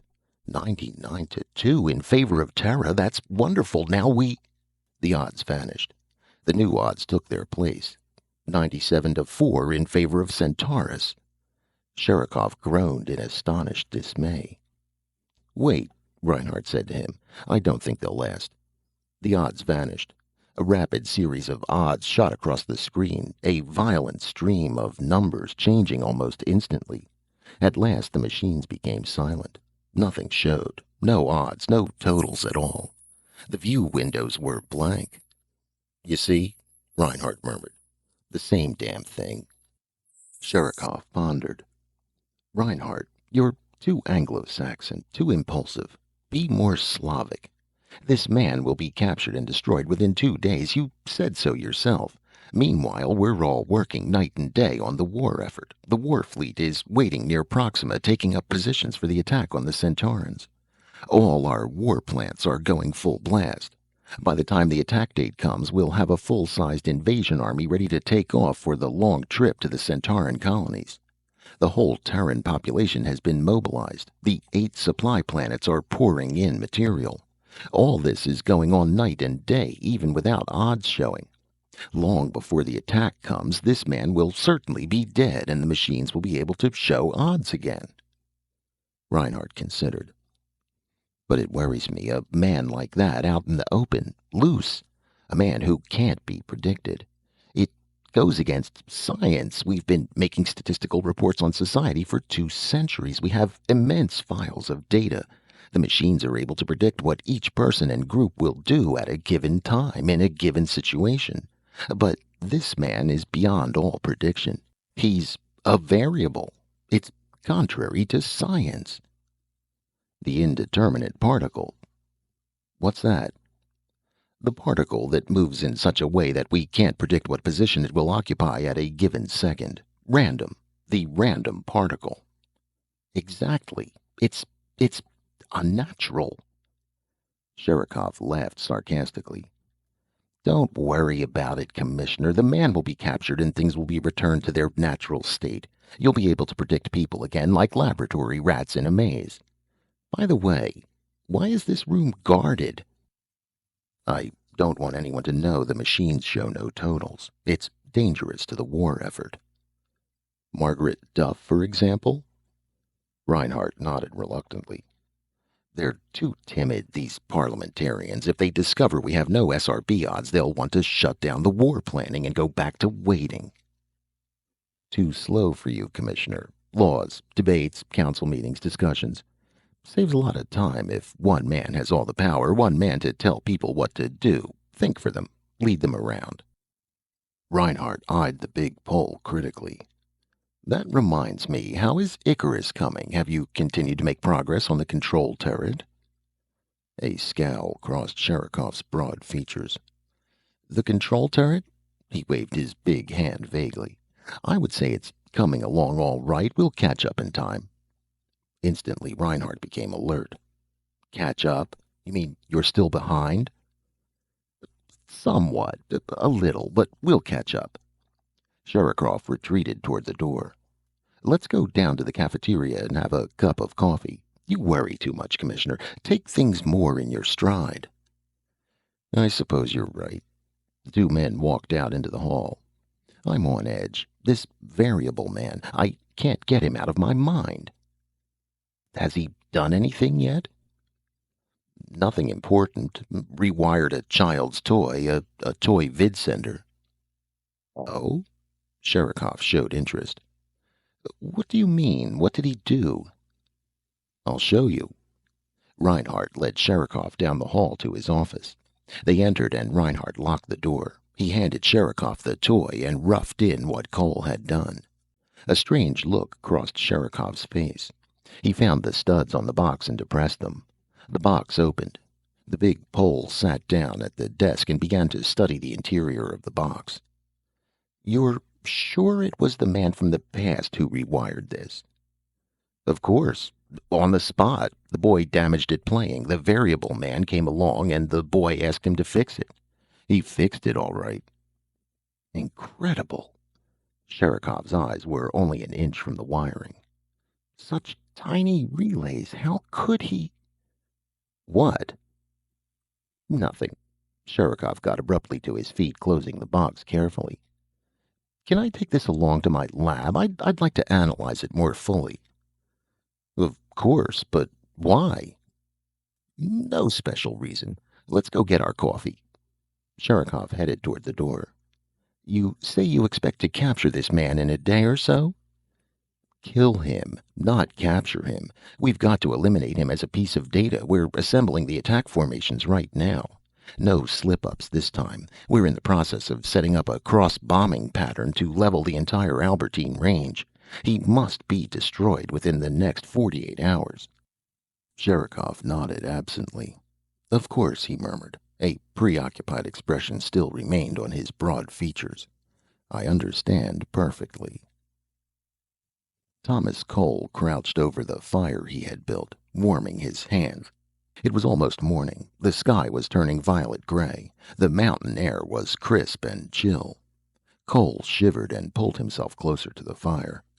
The heat felt good against his hands. His hands. He gazed down at them, glowing yellow-red in the firelight. The nails were black and chipped, warts and endless calluses on each finger and the palms. But they were good hands. The fingers were long and tapered. He respected them, although in some ways he didn't understand them. Cole was deep in thought, meditating over his situation. He had been in the mountains 2 nights and a day. The first night had been the worst, stumbling and falling, making his way uncertainly up the steep slopes, through the tangled brush and undergrowth. But when the sun came up, he was safe, deep in the mountains between 2 great peaks, and by the time the sun had set again, he had fixed himself up a shelter and a means of making a fire. Now he had a neat little box trap, operated by a plaited grass rope and pit, a notched stake. 1 rabbit already hung by his hind legs, and the trap was waiting for another. The sky turned from violet-gray to a deep cold gray, a metallic color. The mountains were silent and empty. Far off someplace a bird sang, its voice echoing across the vast slopes and ravines. Other birds began to sing. Off to his right something crashed through the brush, an animal pushing its way along. Day was coming. His second day. Cole got to his feet and began to unfasten the rabbit. Time to eat. And then? After that he had no plans. He knew instinctively that he could keep himself alive indefinitely with the tools he had retained and the genius of his hands. He could kill game and skin it. Eventually he could build himself a permanent shelter, even make clothes out of hides in winter. But he was not thinking that far ahead. Cole stood by the fire, staring up at the sky, his hands on his hips. He squinted, suddenly tense. Something was moving, something in the sky, drifting slowly through the grayness. A black dot. He stamped out the fire quickly. Was it, he strained, trying to see, a bird? A second dot joined the first. 2 dots. Then 3, 4, 5. A fleet of them, moving rapidly across the early morning sky toward the mountains. Toward him. Cole hurried away from the fire. He snatched up the rabbit and carried it along with him into the tangled shelter he had built. He was invisible inside the shelter. No one could find him. But If they had seen the fire. He crouched in the shelter, watching the dots grow larger. They were planes, all right, black, wingless planes coming closer each moment. Now he could hear them, a faint, dull buzz, increasing until the ground shook under him. The first plane dived. It dropped like a stone, swelling into a great black shape. Cole gasped, sinking down. The plane roared in an arc, swooping low over the ground. Suddenly bundles tumbled out, white bundles, falling and scattering like seeds. The bundles drifted rapidly to the ground. They landed. They were men, men in uniform. Now the second plane was diving. It roared overhead, releasing its load. More bundles tumbled out, filling the sky. The third plane dived, then the fourth. The air was thick with drifting bundles of white, a blanket of descending weed spores settling to earth. On the ground, the soldiers were forming into groups. Their shouts carried to Cole, crouched in his shelter. Fear leaped through him. They were landing on all sides of him. He was cut off. The last two planes had dropped men behind him. He got to his feet, pushing out of the shelter. Some of the soldiers had found the fire, the ashes and coals. One dropped down, feeling the coals with his hand. He waved to the others. They were circling all around, shouting and gesturing. One of them began to set up some kind of gun. Others were unrolling coils of tubing, locking a collection of strange pipes and machinery in place.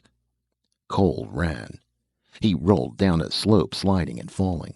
At the bottom, he leaped to his feet and plunged into the brush. Vines and leaves tore at his face, slashing and cutting him. He fell again, tangled in a mass of twisted shrubbery. He fought desperately, trying to free himself. If he could reach the knife in his pocket. Voices, footsteps. Men were behind him, running down the slope. Cole struggled, frantically gasping and twisting, trying to pull loose. He strained, breaking the vines, clawing at them with his hands. A soldier dropped to his knee, leveling his gun. More soldiers arrived, bringing up their rifles and aiming. Cole cried out. He closed his eyes, his body suddenly limp. He waited, his teeth locked together, sweat dripping down his neck into his shirt, sagging against the mesh of vines and branches coiled around him. Silence. Cole opened his eyes slowly. The soldiers had regrouped. A huge man was striding down the slope toward them, barking orders as he came. Two soldiers stepped into the brush. One of them grabbed Cole by the shoulder. "Don't let go of him." The huge man came over, his black beard jutting out. "Hold on." Cole gasped for breath. He was caught. There was nothing he could do.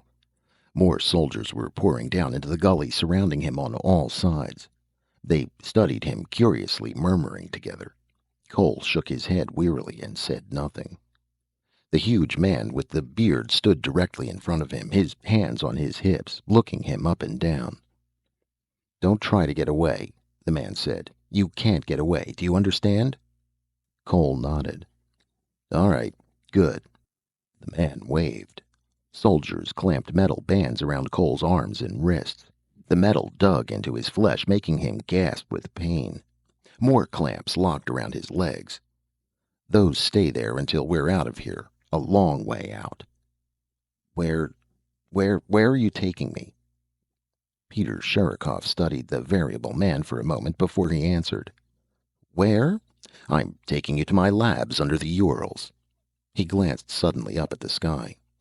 "We better hurry. The security police will be starting their demolition attack in a few hours. We want to be a long way from here when that happens."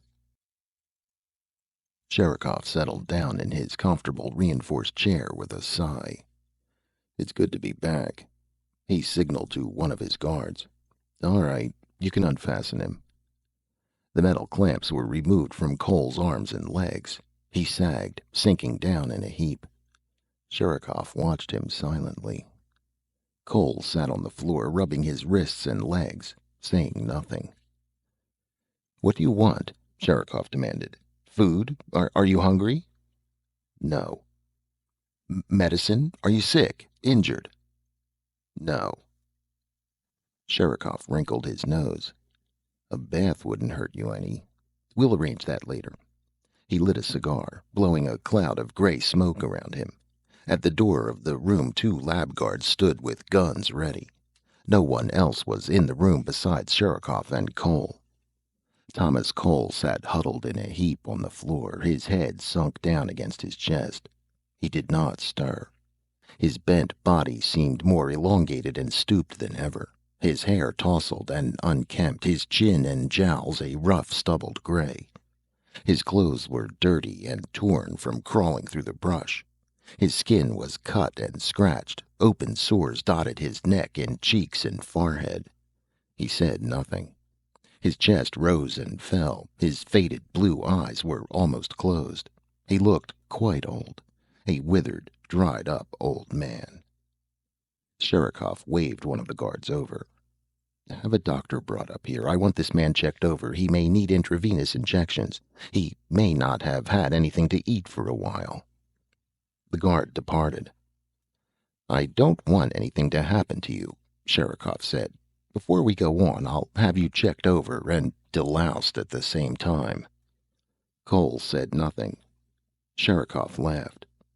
"Buck up. You have no reason to feel bad." He leaned toward Cole, jabbing an immense finger at him. "Another 2 hours and you'd have been dead out there in the mountains. You know that?" Cole nodded. "You don't believe me? Look." Sherikov leaned over and snapped on the vidscreen mounted on the wall. "Watch this. The operation should still be going on." The screen lit up. A scene gained form. "This is a confidential security channel. I had it tapped several years ago, for my own protection. What we're seeing now is being piped into Eric Reinhardt." Sherikov grinned. "Reinhardt arranged what you're seeing on the screen. Pay close attention. You were there 2 hours ago." Cole turned toward the screen. At first he could not make out what was happening. The screen showed a vast foaming cloud, a vortex of motion. From the speaker came a low rumble, a deep-throated roar. After a time, the screen shifted, showing a slightly different view. Suddenly, Cole stiffened. He was seeing the destruction of a whole mountain range. The picture was coming from a ship, flying above what had once been the Albertine mountain range. Now there was nothing but swirling clouds of gray and columns of particles and debris. A surging tide of restless material gradually sweeping off and dissipating in all directions. The Albertine Mountains had been disintegrated. Nothing remained but these vast clouds of debris. Below, on the ground, a ragged plain stretched out, swept by fire and ruin. Gaping wounds yawned, immense holes without bottom, craters side by side as far as the eye could see, craters and debris, like the blasted pitted surface of the moon. 2 hours ago it had been rolling peaks and gullies, brush and green bushes and trees. Cole turned away. "You see?" Sherikov snapped off the screen. "You were down there not so long ago. All that noise and smoke? All for you. All for you, Mr. Variable Man from the past. Reinhardt arranged that to finish you off. I want you to understand that. It's very important that you realize that." Cole said nothing. Sherikov reached into a drawer of the table before him. He carefully brought out a small square box and held it out to Cole. "You wired this, didn't you?" Cole took the box in his hands and held it. For a time his tired mind failed to focus. What did he have? He concentrated on it. The box was the children's toy, the Inner System Vid Sender they had called it. "Yes, I fixed this." He passed it back to Sherikov. "I repaired that. It was broken." Sherikov gazed down at him intently, his large eyes bright. He nodded, his black beard and cigar rising and falling. "Good. That's all I wanted to know." He got suddenly to his feet, pushing his chair back. "I see the doctor's here. He'll fix you up. Everything you need. Later on, I'll talk to you again." Unprotesting, Cole got to his feet, allowing the doctor to take hold of his arm and help him up. After Cole had been released by the medical department, Sherikov joined him in his private dining room, a floor above the actual laboratory. The Pole gulped down a hasty meal, talking as he ate. Cole sat silently across from him, not eating or speaking. His old clothing had been taken away and new clothing given him. He was shaved and rubbed down. His sores and cuts were healed, his body and hair washed. He looked much healthier and younger now, but he was still stooped and tired, his blue eyes worn and faded. He listened to Sherikov's account of the world of 2136 AD without comment. "You can see," Sherikov said finally, waving a chicken leg, "that your appearance here has been very upsetting to our program. Now that you know more about us, you can see why Commissioner Reinhardt was so interested in destroying you." Cole nodded. "Reinhardt, you realize, believes that the failure of the SRB machines is the chief danger to the war effort, but that is nothing." Sherikov pushed his plate away noisily, draining his coffee mug. "After all, wars can be fought without statistical forecasts. The SRB machines only describe. They're nothing more than mechanical onlookers. In themselves, they don't affect the course of the war. We make the war. They only analyze." Cole nodded. "More coffee?" Sherikov asked. He pushed the plastic container toward Cole. "Have some." Cole accepted another cupful. "Thank you." "You can see that our real problem is another thing entirely. The machines only do figuring for us in a few minutes that eventually we could do for our own selves. They're our servants, tools, not some sort of gods in a temple which we go and pray to. Not oracles who can see into the future for us. They don't see the future. They only make statistical predictions, not prophecies. There's a big difference there, but Reinhardt doesn't understand it. Reinhardt and his kind have made such things as the SRB machines into gods. But I have no gods. At least, not any I can see." Cole nodded, sipping his coffee. "I'm telling you all these things because you must understand what we're up against. Terra is hemmed in on all sides by the ancient Centauran Empire. It's been out there for centuries, thousands of years, no one knows how long. It's old, crumbling and rotten, corrupt and venal, but it holds most of the galaxy around us, and we can't break out of the Sol system. I told you about Icarus and Hedge's work in FTL flight. We must win the war against Centaurus. We've waited and worked a long time for this. The moment when we can break out and get room among the stars for ourselves. Icarus is the deciding weapon. The data on Icarus tipped the SRB odds in our favor, for the first time in history. Success in the war against Centaurus will depend on Icarus, not the SRB machines. You see?" Cole nodded. "However, there is a problem. The data on Icarus, which I turned over to the machines, specified that Icarus would be completed in 10 days. More than half that time has already passed, yet we are no closer to wiring up the control turret than we were then. The turret baffles us." Sherikov grinned ironically. "Even I have tried my hand at the wiring, but with no success. It's intricate and small. Too many technical bugs not worked out. We are building only one, you understand. If we had many experimental models worked out before—" "But this is the experimental model," Cole said. "And built from the designs of a man dead 4 years who isn't here to correct us. We've made Icarus with our own hands down here in the labs, and he's giving us plenty of trouble." All at once, Sherikov got to his feet. "Let's go down to the lab and look at him." They descended to the floor below, Sherikov leading the way. Cole stopped short at the lab door. "Quite a sight," Sherikov agreed. "We keep him down here at the bottom for safety's sake. He's well protected. Come on in. We have work to do." In the center of the lab, Icarus rose up, the gray, squat cylinder that someday would flash through space at a speed of thousands of times that of light, toward the heart of Proxima Centaurus, over 4 light-years away. Around the cylinder, groups of men in uniform were laboring feverishly to finish the remaining work. "Over here, the turret." Sherikov led Cole over to one side of the room. "It's guarded. Centaurian spies are swarming everywhere on Terra. They see into everything, but so do we. That's how we get information for the SRB machines. Spies in both systems."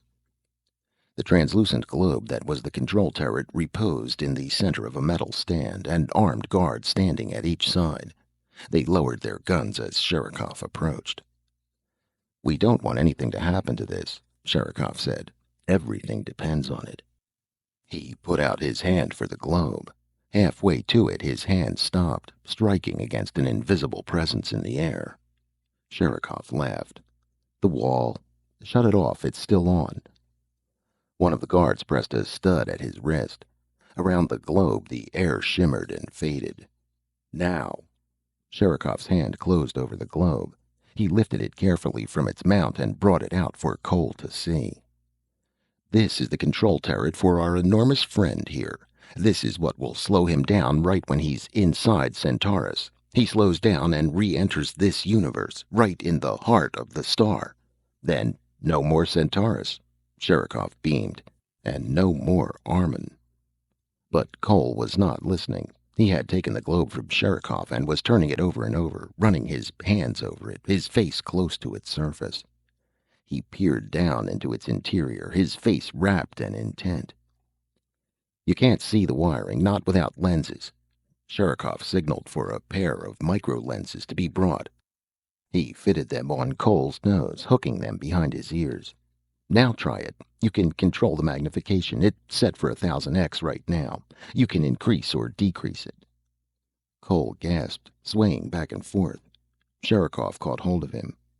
Cole gazed down into the globe, moving his head slightly, focusing the glasses. "It takes practice, but you can do a lot with them. Permits you to do microscopic wiring. There are tools to go along, you understand." Sherikov paused, licking his lip. "We can't get it done correctly. Only a few men can wire circuits using the micro-lenses and the little tools. We've tried robots, but there are too many decisions to be made. Robots can't make decisions. They just react." Cole said nothing. He continued to gaze into the interior of the globe. His lips tight, his body taut and rigid. It made Sherikov feel strangely uneasy. "You look like one of those old fortune-tellers," Sherikov said jokingly, but a cold shiver crawled up his spine. "Better hand it back to me." He held out his hand. Slowly, Cole returned the globe. After a time, he removed the micro-lenses, still deep in thought. "Well?" Sherikov demanded.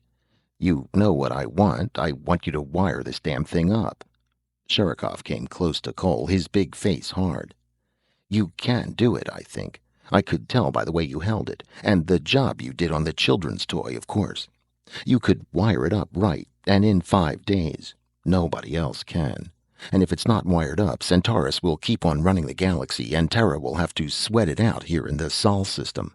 One tiny, mediocre sun. One dust mote out of a whole galaxy." Cole did not answer. Sherikov became impatient. "Well, what do you say?" "What happens if I don't wire this control for you? I mean, what happens to me?" "Then I turn you over to Reinhardt. Reinhardt will kill you instantly. He thinks you're dead, killed when the Albertine range was annihilated. If he had any idea I had saved you." "I see." "I brought you down here for one thing. If you wire it up, I'll have you sent back to your own time continuum. If you don't—" Cole considered, his face dark and brooding. "What do you have to lose? You'd already be dead if we hadn't pulled you out of those hills." "Can you really return me to my own time?" "Of course." "Reinhardt won't interfere?" Sherikov laughed. "What can he do? How can he stop me? I have my own men. You saw them. They landed all around you. You'll be returned." "Yes, I saw your men." "Then you agree?" "I agree," Thomas Cole said. "I'll wire it for you. I'll complete the control turret within the next 5 days." Chapter 4. 3 days later, Joseph Dixon slid a closed-circuit message plate across the desk to his boss. "Here, you might be interested in this." Reinhardt picked the plate up slowly. "What is it? You came all the way here to show me this?" "That's right." Why didn't you vid screen it? Dixon smiled grimly. You'll understand when you decode it. It's from Proxima Centaurus. Centaurus? Our counterintelligence service. They sent it direct to me. Here, I'll decode it for you. Save you the trouble. Dixon came around behind Reinhardt's desk. He leaned over the commissioner's shoulder, taking hold of the plate and breaking the seal with his thumb. Hang on, Dixon said. This is going to hit you hard. According to our agents on Armin, the Centauran High Council has called an emergency session to deal with the problem of Terra's impending attack. Centauran relay carriers have reported to the High Council that the Terran bomb Icarus is virtually complete. Work on the bomb has been rushed through final stages in the underground laboratories under the Ural Range directed by Terran physicist Peter Sherikov. So I understand from Sherikov himself. Are you surprised the Centaurans know about the bomb? They have spies swarming over Terra. That's no news. There's more. Dixon traced the message plate grimly with an unsteady finger. The Centauran relay carriers report that Peter Sherikov brought an expert mechanic out of a previous time continuum to complete the wiring of the turret. Reinhardt staggered, holding on tight to the desk. He closed his eyes, gasping. The variable man is still alive, Dixon murmured. I don't know how or why.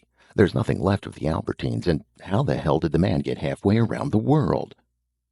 Reinhardt opened his eyes slowly, his face twisting. Sherikov. He must have removed him before the attack. I told Sherikov the attack was forthcoming. I gave him the exact hour. He had to get help. From the variable man. He couldn't meet his promise otherwise. Reinhardt leaped up and began to pace back and forth. I've already informed the SRB machines that the variable man has been destroyed. The machines now show the original 7-6 ratio in our favor, but the ratio is based on false information.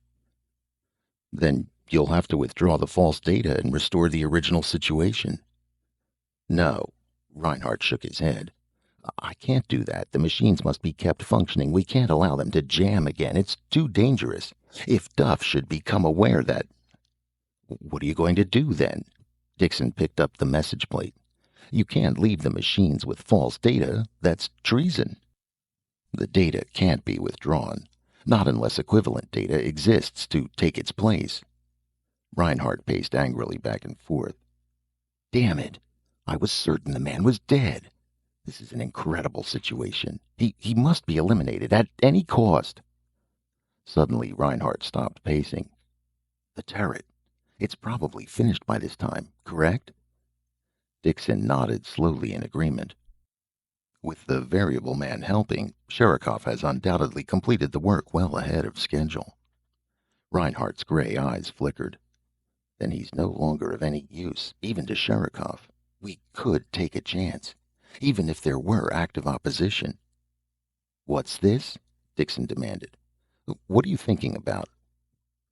How many units are ready for immediate action? How large a force can we raise without notice?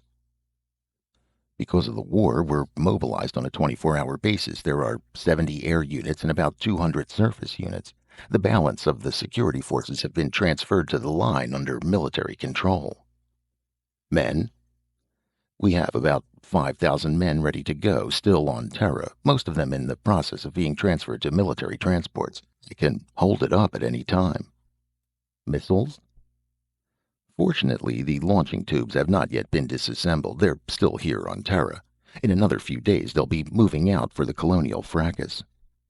Then they're available for immediate use. Yes. Good. Reinhardt locked his hands, knotting his fingers harshly together in sudden decision. That will do exactly. Unless I am completely wrong, Sherikov has only a half-dozen air units and no surface cars, and only about 200 men. Some defense shields, of course. What are you planning?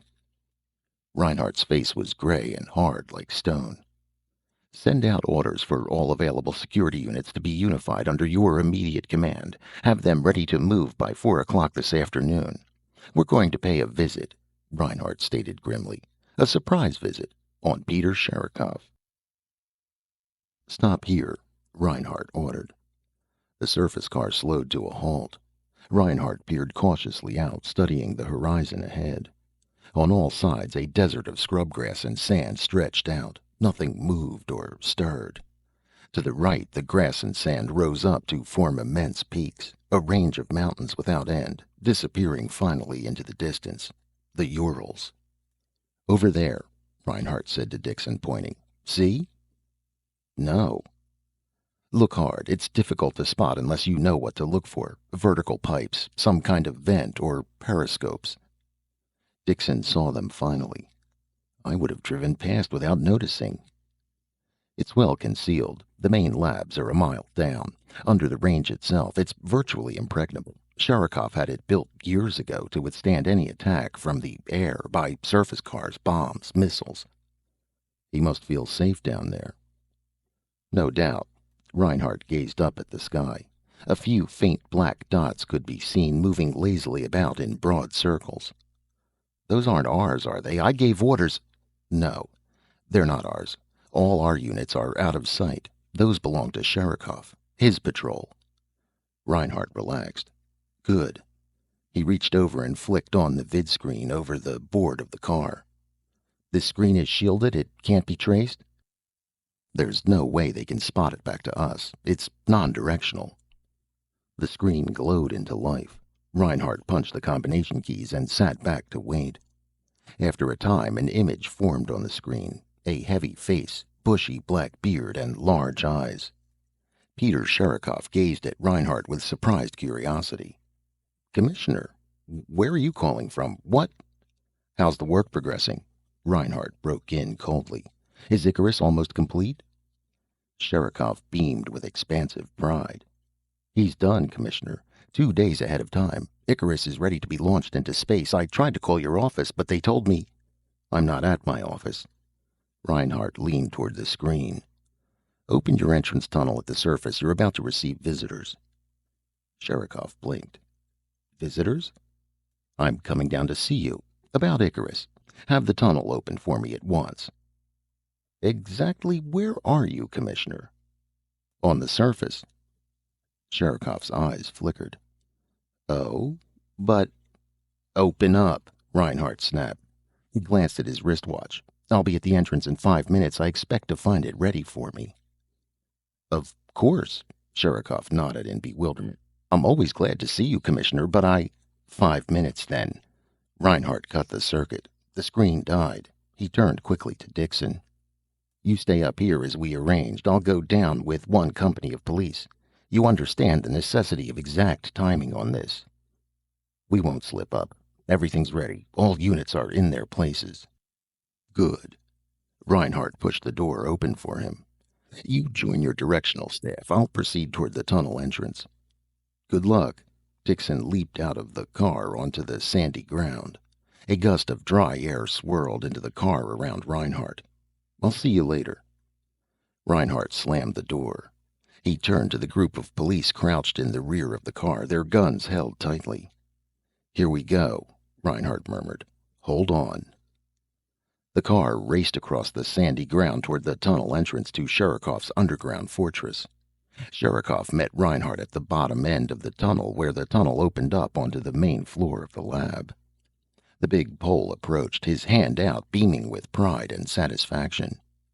"It's a pleasure to see you, Commissioner. This is an historic moment." Reinhardt got out of the car with his group of armed security police. "Calls for a celebration, doesn't it?" he said. "That's a good idea. We're 2 days ahead, Commissioner. The SRB machines will be interested. The odds should change abruptly at the news." "Let's go down to the lab. I want to see the control turret myself." A shadow crossed Sherikov's face. "I'd rather not bother the workmen right now, Commissioner. They've been under a great load, trying to complete the turret in time. I believe they're putting a few last finishes on it at the moment." "We can view them by vidscreen. I'm curious to see them at work. It must be difficult to wire such minute relays." Sherikov shook his head. "Sorry, Commissioner. No vidscreen on them. I won't allow it. This is too important. Our whole future depends on it." Reinhardt snapped a signal to his company of police. "Put this man under arrest." Sherikov blanched. His mouth fell open. The police moved quickly around him, their gun tubes up, jabbing into him. He was searched rapidly, efficiently. His gun belt and concealed energy screen were yanked off. "What's going on?" Sherikov demanded, some color returning to his face. "What are you doing?" "You're under arrest for the duration of the war. You're relieved of all authority. From now on, one of my men will operate designs. When the war is over, you'll be tried before the Council and President Duff." Sherikov shook his head, dazed. "I don't understand. What's this all about? Explain it to me, Commissioner. What's happened?" Reinhardt signaled to his police. "Get ready. We're going into the lab. We may have to shoot our way in. The variable man should be in the area of the bomb, working on the control turret." Instantly, Sherikov's face hardened. His black eyes glittered, alert and hostile. Reinhardt laughed harshly. "We received a counterintelligence report from Centaurus. I'm surprised at you, Sherikov. You know the Centaurans are everywhere with their relay carriers. You should have known." Sherikov moved. Fast. All at once he broke away from the police, throwing his massive body against them. They fell, scattering. Sherikov ran directly at the wall. The police fired wildly. Reinhardt fumbled frantically for his gun tube, pulling it up. Sherikov reached the wall, running head down, energy beams flashing around him. He struck against the wall and vanished. "Down!" Reinhardt shouted. He dropped to his hands and knees. All around him, his police dived for the floor.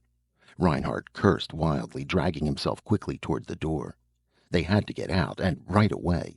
Sherikov had escaped. A false wall, an energy barrier set to respond to his pressure.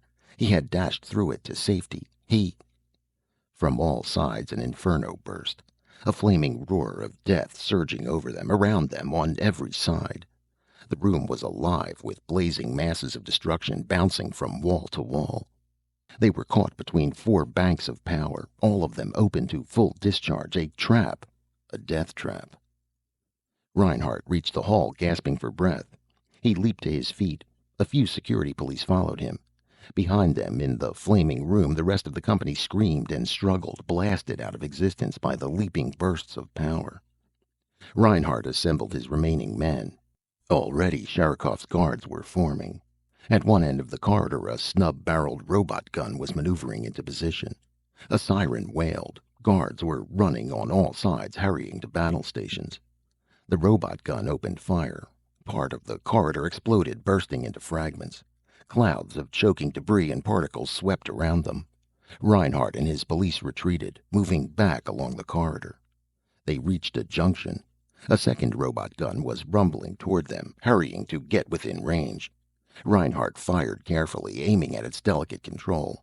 Abruptly, the gun spun convulsively. It lashed against the wall, smashing itself into the unyielding metal.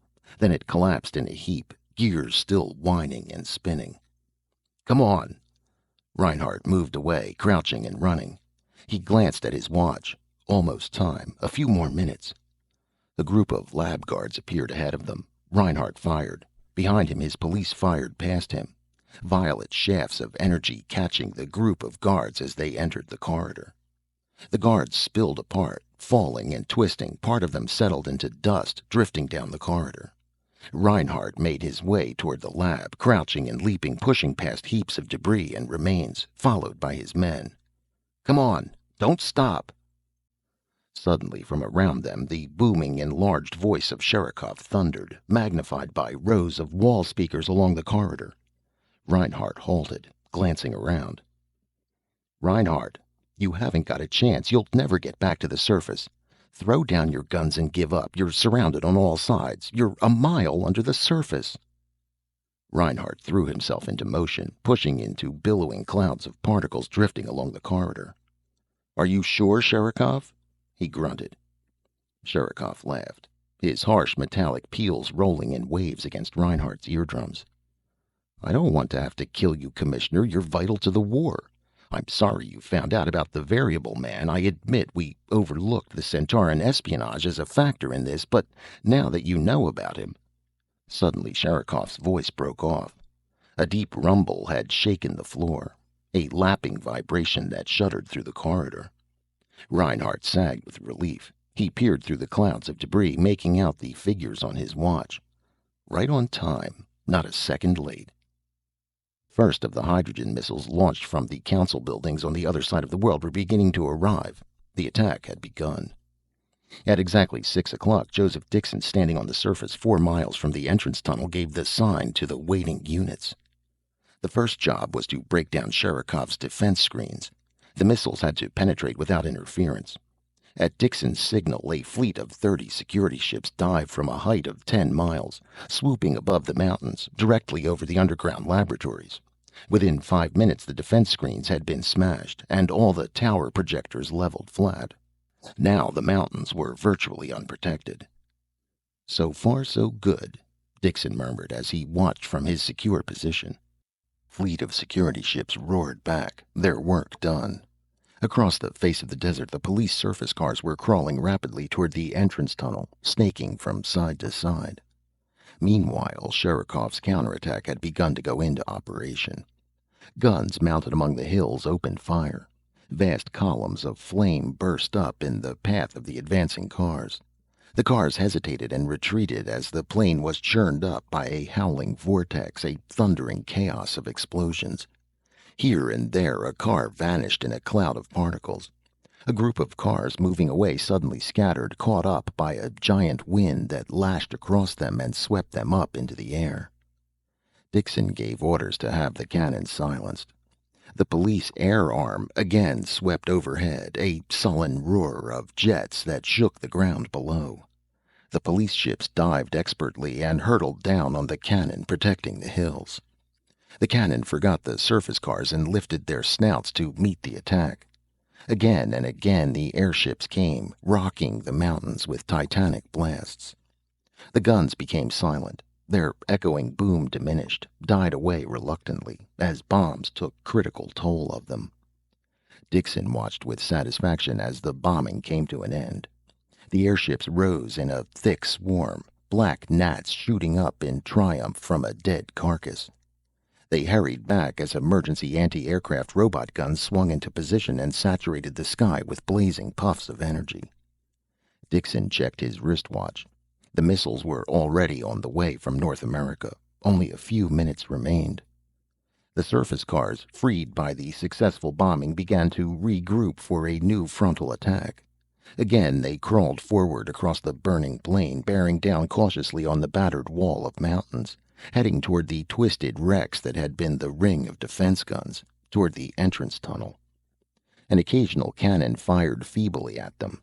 The cars came grimly on. Now, in the hollows of the hills, Sherikov's troops were hurrying to the surface to meet the attack. The first car reached the shadow of the mountains. A deafening hail of fire burst loose. Small robot guns appeared everywhere, needle barrels emerging from behind hidden screens, trees and shrubs, rocks, stones. The police cars were caught in a withering crossfire, trapped at the base of the hills.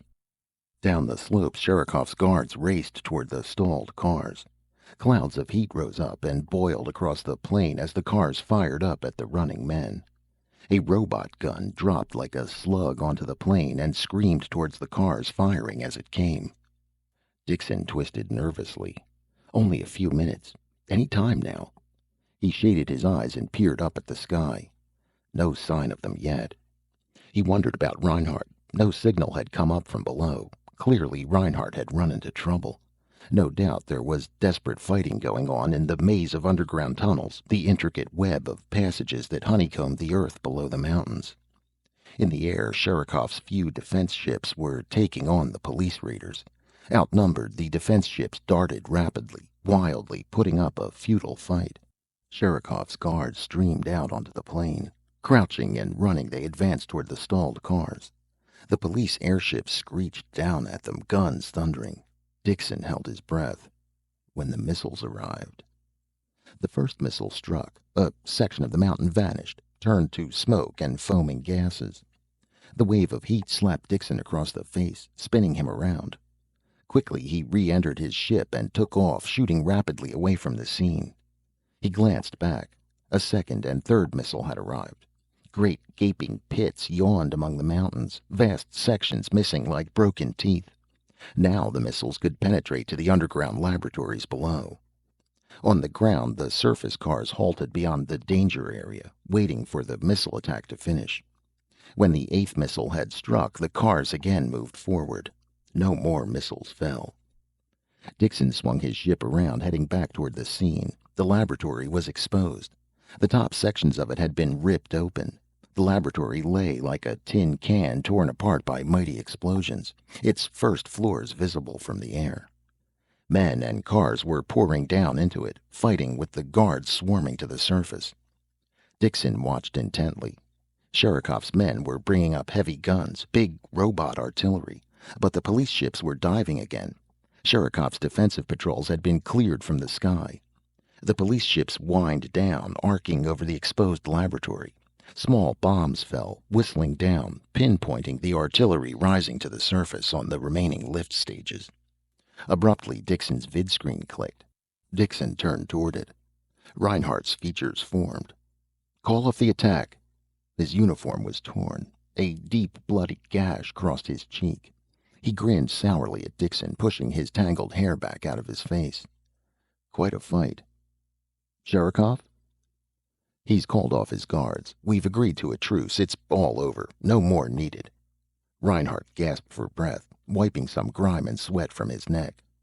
"Land your ship and come down here at once." "The variable man?" "That comes next," Reinhardt said grimly. He adjusted his gun tube. "I want you down here for that part. I want you to be in on the kill." Reinhardt turned away from the vidscreen. In the corner of the room, Sherikov stood silently, saying, frothing, "Well?" Reinhardt barked, "Where is he? Where will I find him?" Sherikov licked his lips nervously, glancing up at Reinhardt. "Commissioner, are you sure?" "The attack has been called off. Your labs are safe. So is your life. Now it's your turn to come through." Reinhardt gripped his gun, moving toward Sherikov. "Where is he?" For a moment, Sherikov hesitated. Then, slowly, his huge body sagged, defeated. He shook his head wearily. "All right, I'll show you where he is." His voice was hardly audible, a dry whisper. "Down this way. Come on." Reinhardt followed Sherikov out of the room, into the corridor. Police and guards were working rapidly, clearing the debris and ruins away, putting out the hydrogen fires that burned everywhere. "No tricks, Sherikov." "No tricks," Sherikov nodded resignedly. "Thomas Cole is by himself in a wing lab off the main rooms." "Cole?" "The variable man. That's his name."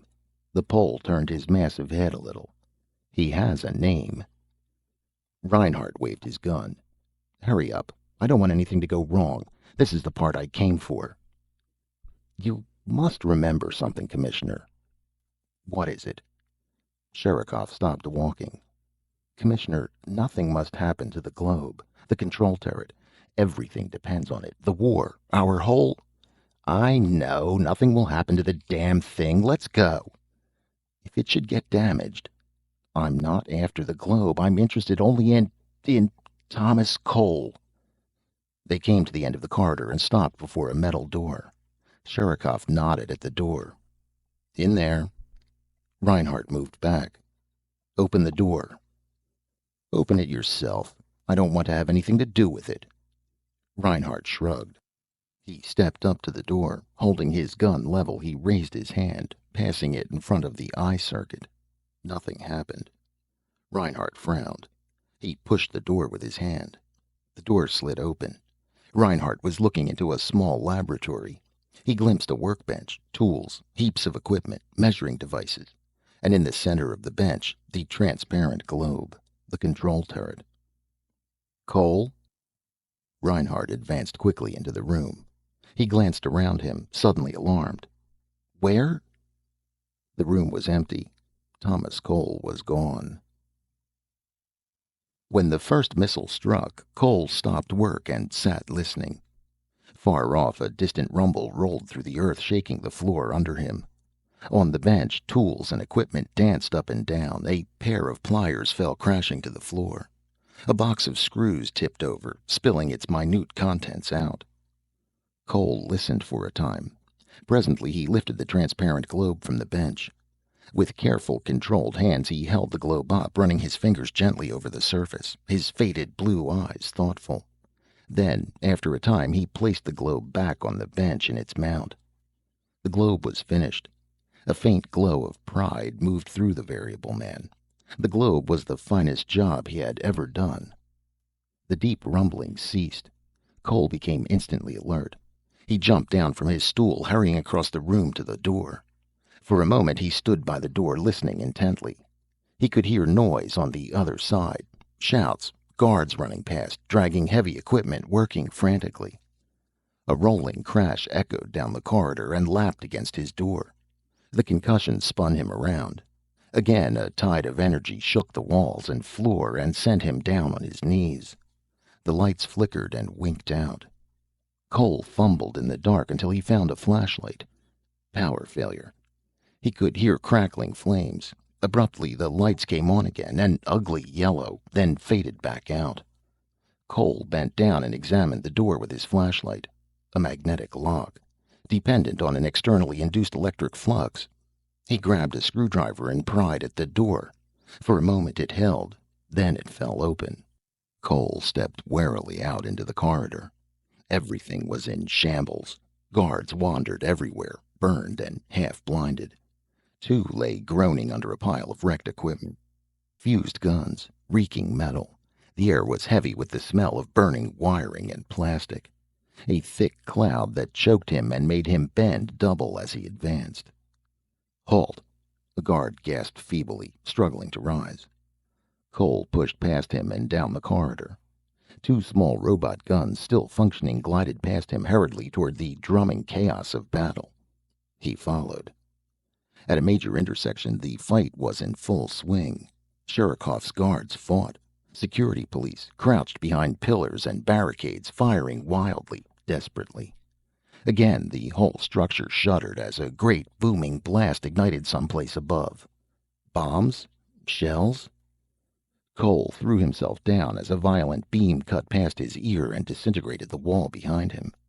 A security policeman, wild-eyed, firing erratically. One of Sherikov's guards winged him and his gun skidded to the floor. A robot cannon turned toward him as he made his way past the intersection. He began to run.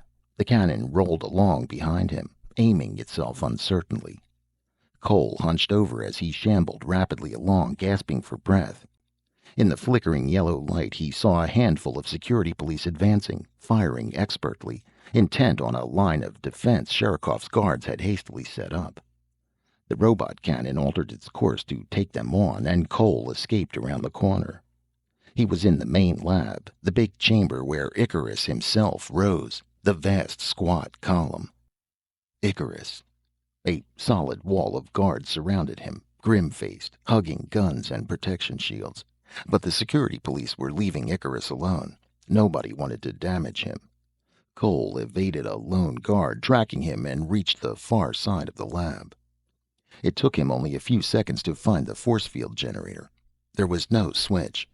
For a moment that puzzled him, and then he remembered. The guard had controlled it from his wrist. Too late to worry about that. With his screwdriver, he unfastened the plate over the generator and ripped out the wiring in handfuls. The generator came loose, and he dragged it away from the wall. The screen was off, thank God. He managed to carry the generator into a side corridor. Crouched in a heap, Cole bent over the generator, deft fingers flying. He pulled the wiring to him and laid it out on the floor, tracing the circuits with feverish haste. The adaptation was easier than he had expected. The screen flowed at right angles to the wiring for a distance of 6 feet. Each lead was shielded on one side. The field radiated outward, leaving a hollow cone in the center. He ran the wiring through his belt, down his trouser legs, under his shirt, all the way to his wrists and ankles. He was just snatching up the heavy generator when 2 security police appeared. They raised their blasters and fired point blank. Cole clicked on the screen. A vibration leaped through him that snapped his jaw and danced up his body. He staggered away, half stupefied by the surging force that radiated out from him. The violet rays struck the field and deflected harmlessly. He was safe. He hurried on down the corridor, past a ruined gun and sprawled bodies still clutching blasters. Great drifting clouds of radioactive particles billowed around him. He edged by one cloud nervously. Guards lay everywhere, dying and dead, partly destroyed, eaten and corroded by the hot metallic salts in the air. He had to get out, and fast. At the end of the corridor, a whole section of the fortress was in ruins. Towering flames leaped on all sides. One of the missiles had penetrated below ground level. Cole found a lift that still functioned. A load of wounded guards was being raised to the surface. None of them paid any attention to him. Flames surged around the lift, licking at the wounded. Workmen were desperately trying to get the lift into action. Cole leaped onto the lift. A moment later it began to rise, leaving the shouts and flames behind. The lift emerged on the surface and Cole jumped off. A guard spotted him and gave chase. Crouching, Cole dodged into a tangled mass of twisted metal, still white-hot and smoking. He ran for a distance, leaping from the side of the ruined defense screen tower onto the fused ground and down the side of the hill. The ground was hot underfoot. He hurried as fast as he could, gasping for breath. He came to a long slope and scrambled up the side. The guard who had followed was gone, lost behind in the rolling clouds of ash that drifted from the ruins of Sherikov's underground fortress. Cole reached the top of the hill. For a brief moment he halted to get his breath and figure where he was. It was almost evening. The sun was beginning to set. In the darkening sky a few dots still twisted and rolled, black specks that abruptly burst into flame and fused out again. Cole stood up cautiously, peering around him. Ruins stretched out below on all sides, the furnace from which he had escaped. A chaos of incandescent metal and debris, gutted and wrecked beyond repair.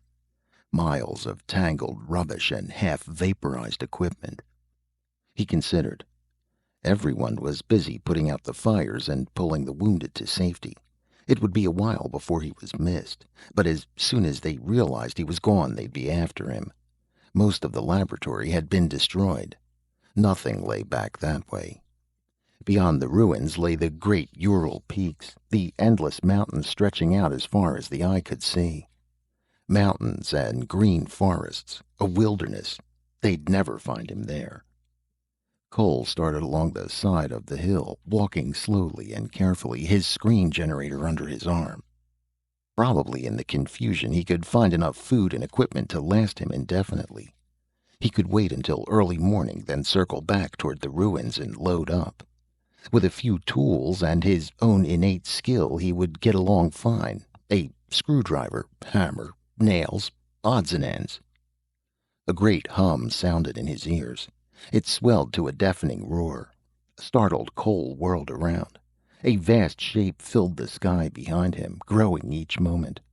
Cole stood frozen, utterly transfixed. The shape thundered over him above his head as he stood stupidly rooted to the spot. Then, awkwardly, uncertainly, he began to run.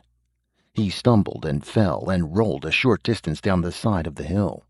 Desperately, he struggled to hold on to the ground. His hands dug wildly, futilely, into the soft soil, trying to keep the generator under his arm at the same time. A flash and a blinding spark of light around him. The spark picked him up and tossed him like a dry leaf. He grunted in agony as searing fire crackled about him, a blazing inferno that gnawed and ate hungrily through his screen. He spun dizzily and fell through the cloud of fire down into a pit of darkness, a vast gulf between two hills. His wiring ripped off, the generator tore out of his grip and was lost behind. Abruptly, his force field ceased.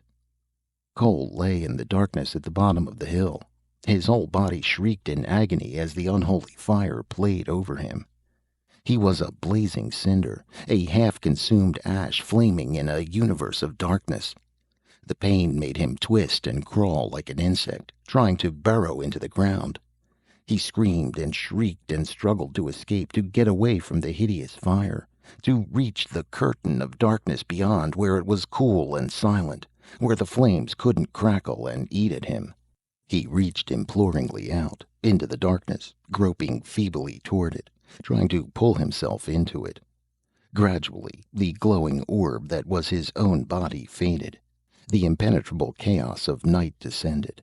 He allowed the tide to sweep over him, to extinguish the searing fire. Dixon landed his ship expertly, bringing it to a halt in front of an overturned defense tower. He leaped out and hurried across the smoking ground. From a lift, Reinhardt appeared, surrounded by his security police. "He got away from us! He escaped!" "He didn't escape," Dixon answered. "I got him myself." Reinhardt quivered violently. "What do you mean?" "Come along with me, over in this direction." He and Reinhardt climbed the side of a demolished hill, both of them panting for breath.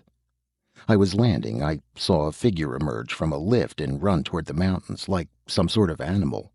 When he came out in the open, I dived on him and released a phosphorus bomb. Then he's dead?" "I don't see how anyone could have lived through a phosphorus bomb." They reached the top of the hill. Dixon halted, then pointed excitedly down into the pit beyond the hill. "There!" They descended cautiously. The ground was singed and burned clean. Clouds of smoke hung heavily in the air.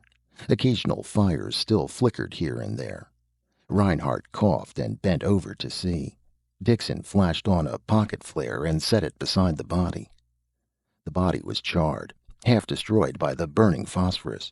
It lay motionless, one arm over its face, mouth open, legs sprawled grotesquely, like some abandoned rag doll tossed in an incinerator and consumed almost beyond recognition. "He's alive," Dixon muttered. He felt around curiously. "Must have had some kind of protection screen. Amazing that a man could... It's him? It's really him?" "Fits the description." Dixon tore away a handful of burned clothing. "This is the variable man. What's left of him, at least." Reinhardt sagged with relief. "Then we've finally got him. The data is accurate. He's no longer a factor." Dixon got out his blaster and released the safety catch thoughtfully. "If you want, I could finish the job right now." At that moment, Sherikov appeared, accompanied by two armed security police. He strode grimly down the hillside, black eyes snapping. "Did Cole..." He broke off. "Good God!" "Dixon got him with a phosphorus bomb," Reinhardt said noncommittally. "He had reached the surface and was trying to get into the mountains." Sherikov turned wearily away. "He was an amazing person. During the attack, he managed to force the lock on his door and escape. The guards fired at him, but nothing happened. He had rigged up some kind of force field around him, something he adapted." "Anyhow, it's over with," Reinhardt answered. "Did you have SRB plates made up on him?" Sherikov reached slowly into his coat. He drew out a manila envelope. "Here's all the information I collected on him while he was with me." "Is it complete? Everything previously has been merely fragmentary." "As near complete as I could make it. It includes photographs and diagrams of the interior of the globe. The turret wiring he did for me. I haven't had a chance even to look at them." Sherikov fingered the envelope. "What are you going to do with Cole?" "Have him loaded up, taken back to the city, and officially put to sleep by the euthanasia ministry." "Legal murder?" Sherikov's lips twisted. "Why don't you simply do it right here and get it over with?" Reinhardt grabbed the envelope and stuck it in his pocket. "I'll turn this right over to the machines." He motioned to Dixon. "Let's go. Now we can notify the fleet to prepare for the attack on Centaurus." Turned briefly back to Sherikov. "When can Icarus be launched?" "In an hour or so, I suppose. They're locking the control turret in place. Assuming it functions correctly, that's all it's needed." "Good. I'll notify Duff to send out the signal to the Warfleet." Reinhardt nodded to the police to take Sherikov to the waiting security ship. Sherikov moved off dully, his face gray and haggard. Cole's inert body was picked up and tossed onto a freight cart. The cart rumbled into the hold of the security ship, and the lock slid shut after it. "It'll be interesting to see how the machines respond to the additional data," Dixon said. "It should make quite an improvement in the odds," Reinhardt agreed. He patted the envelope bulging in his inside pocket. "We're 2 days ahead of time." Margaret Duff got up slowly from her desk. She pushed her chair automatically back. Let me get all this straight. You mean the bomb is finished, ready to go? Reinhardt nodded impatiently. That's what I said. The technicians are checking the turret locks to make sure it's properly attached. The launching will take place in half an hour. 30 minutes? Then... Then the attack can begin at once. I assume the fleet is ready for action. Of course, it's been ready for several days, but I can't believe the bomb is ready so soon. Margaret Duff moved numbly toward the door of her office. This is a great day, Commissioner. An old era lies behind us. This time tomorrow, Centaurus will be gone, and eventually the colonies will be ours. It's been a long climb, Reinhardt murmured. One thing. Your charge against Sherikov. It seems incredible that a person of his caliber could ever... We'll discuss that later, Reinhardt interrupted coldly. He pulled the manila envelope from his coat. I haven't had the opportunity to feed the additional data to the SRB machines. If you'll excuse me, I'll do that now. For a moment, Margaret Duff stood at the door. The two of them faced each other silently, neither speaking. A faint smile on Reinhardt's thin lips, hostility in the woman's blue eyes. Reinhardt, sometimes I think perhaps you'll go too far, and sometimes I think you've already gone too far. I'll inform you of any change in the odds showing. Reinhardt strode past her, out of the office and down the hall. He headed toward the SRB room, an intense thalamic excitement rising up inside him. A few moments later, he entered the SRB room. He made his way to the machines. The odds, 7-6, showed in the view windows. Reinhardt smiled a little. 7-6. False odds, based on incorrect information. Now they could be removed. Kaplan hurried over. Reinhardt handed him the envelope and moved over to the window, gazing down at the scene below. Men and cars scurried frantically everywhere. Officials coming and going like ants, hurrying in all directions. The war was on. The signal had been sent out to the war fleet that had waited so long near Proxima Centaurus. A feeling of triumph raced through Reinhardt. He had won. He had destroyed the man from the past and broken Peter Sherikov. The war had begun as planned. Terra was breaking out. Reinhardt smiled thinly. He had been completely successful. Commissioner?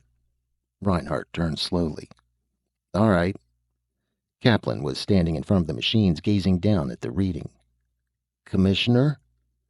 Sudden alarm plucked at Reinhardt. There was something in Kaplan's voice. He hurried quickly over. What is it? Kaplan looked up at him, his face white, his eyes wide with terror. His mouth opened and closed, but no sound came. What is it? Reinhardt demanded, chilled. He bent toward the machines, studying the reading, and sickened with horror. 100-1. Against Terra. He could not tear his gaze away from the figures. He was numb, shocked with disbelief. 100-1? What had happened? What had gone wrong? The turret was finished. Icarus was ready. The fleet had been notified. There was a sudden deep buzz from outside the building. Shouts drifted up from below. Reinhardt turned his head slowly toward the window, his heart frozen with fear. Across the evening sky a trail moved, rising each moment. A thin line of white. Something climbed, gaining speed each moment. On the ground, all eyes were turned toward it, awed faces peering up. The object gained speed, faster and faster. Then it vanished. Icarus was on his way. The attack had begun. It was too late to stop now.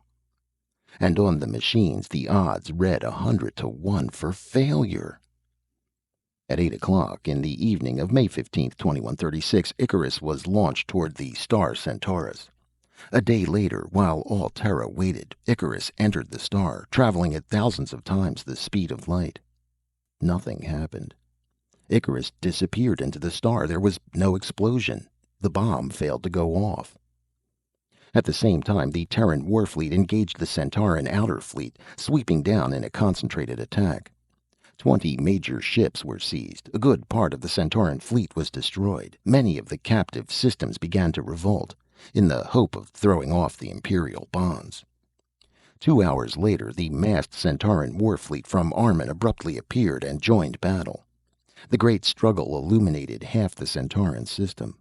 Ship after ship flashed briefly and then faded to ash. For a whole day the two fleets fought, strung out over millions of miles of space. Innumerable fighting men died, on both sides. At last the remains of the battered Terran fleet turned and limped toward Armun, defeated.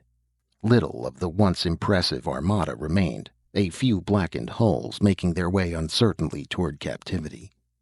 Icarus had not functioned. Centaurus had not exploded. The attack was a failure. The war was over. "We've lost the war," Margaret Duff said in a small voice, wondering and awed. "It's over. Finished." The council members sat in their places around the conference table, gray-haired elderly men, none of them speaking or moving. All gazed up mutely at the great stellar maps that covered two walls of the chamber. "I have already empowered negotiators to arrange a truce," Margaret Duff murmured. "Orders have been sent out to Vice Commander Jessup to give up the battle. There's no hope. Fleet Commander Carleton destroyed himself and his flagship a few minutes ago. The Centauran High Council has agreed to end the fighting. Their whole empire is rotten to the core, ready to topple of its own weight." Reinhardt was slumped over at the table, his head in his hands. I don't understand. Why? Why didn't the bomb explode?" He mopped his forehead shakily. All his poise was gone. He was trembling and broken. What went wrong? Gray-faced Dixon mumbled an answer. "The variable man must have sabotaged the turret. The SRB machines knew. They analyzed the data. They knew. But it was too late." Reinhardt's eyes were bleak with despair as he raised his head a little. "I knew he'd destroy us. We're finished. A century of work and planning."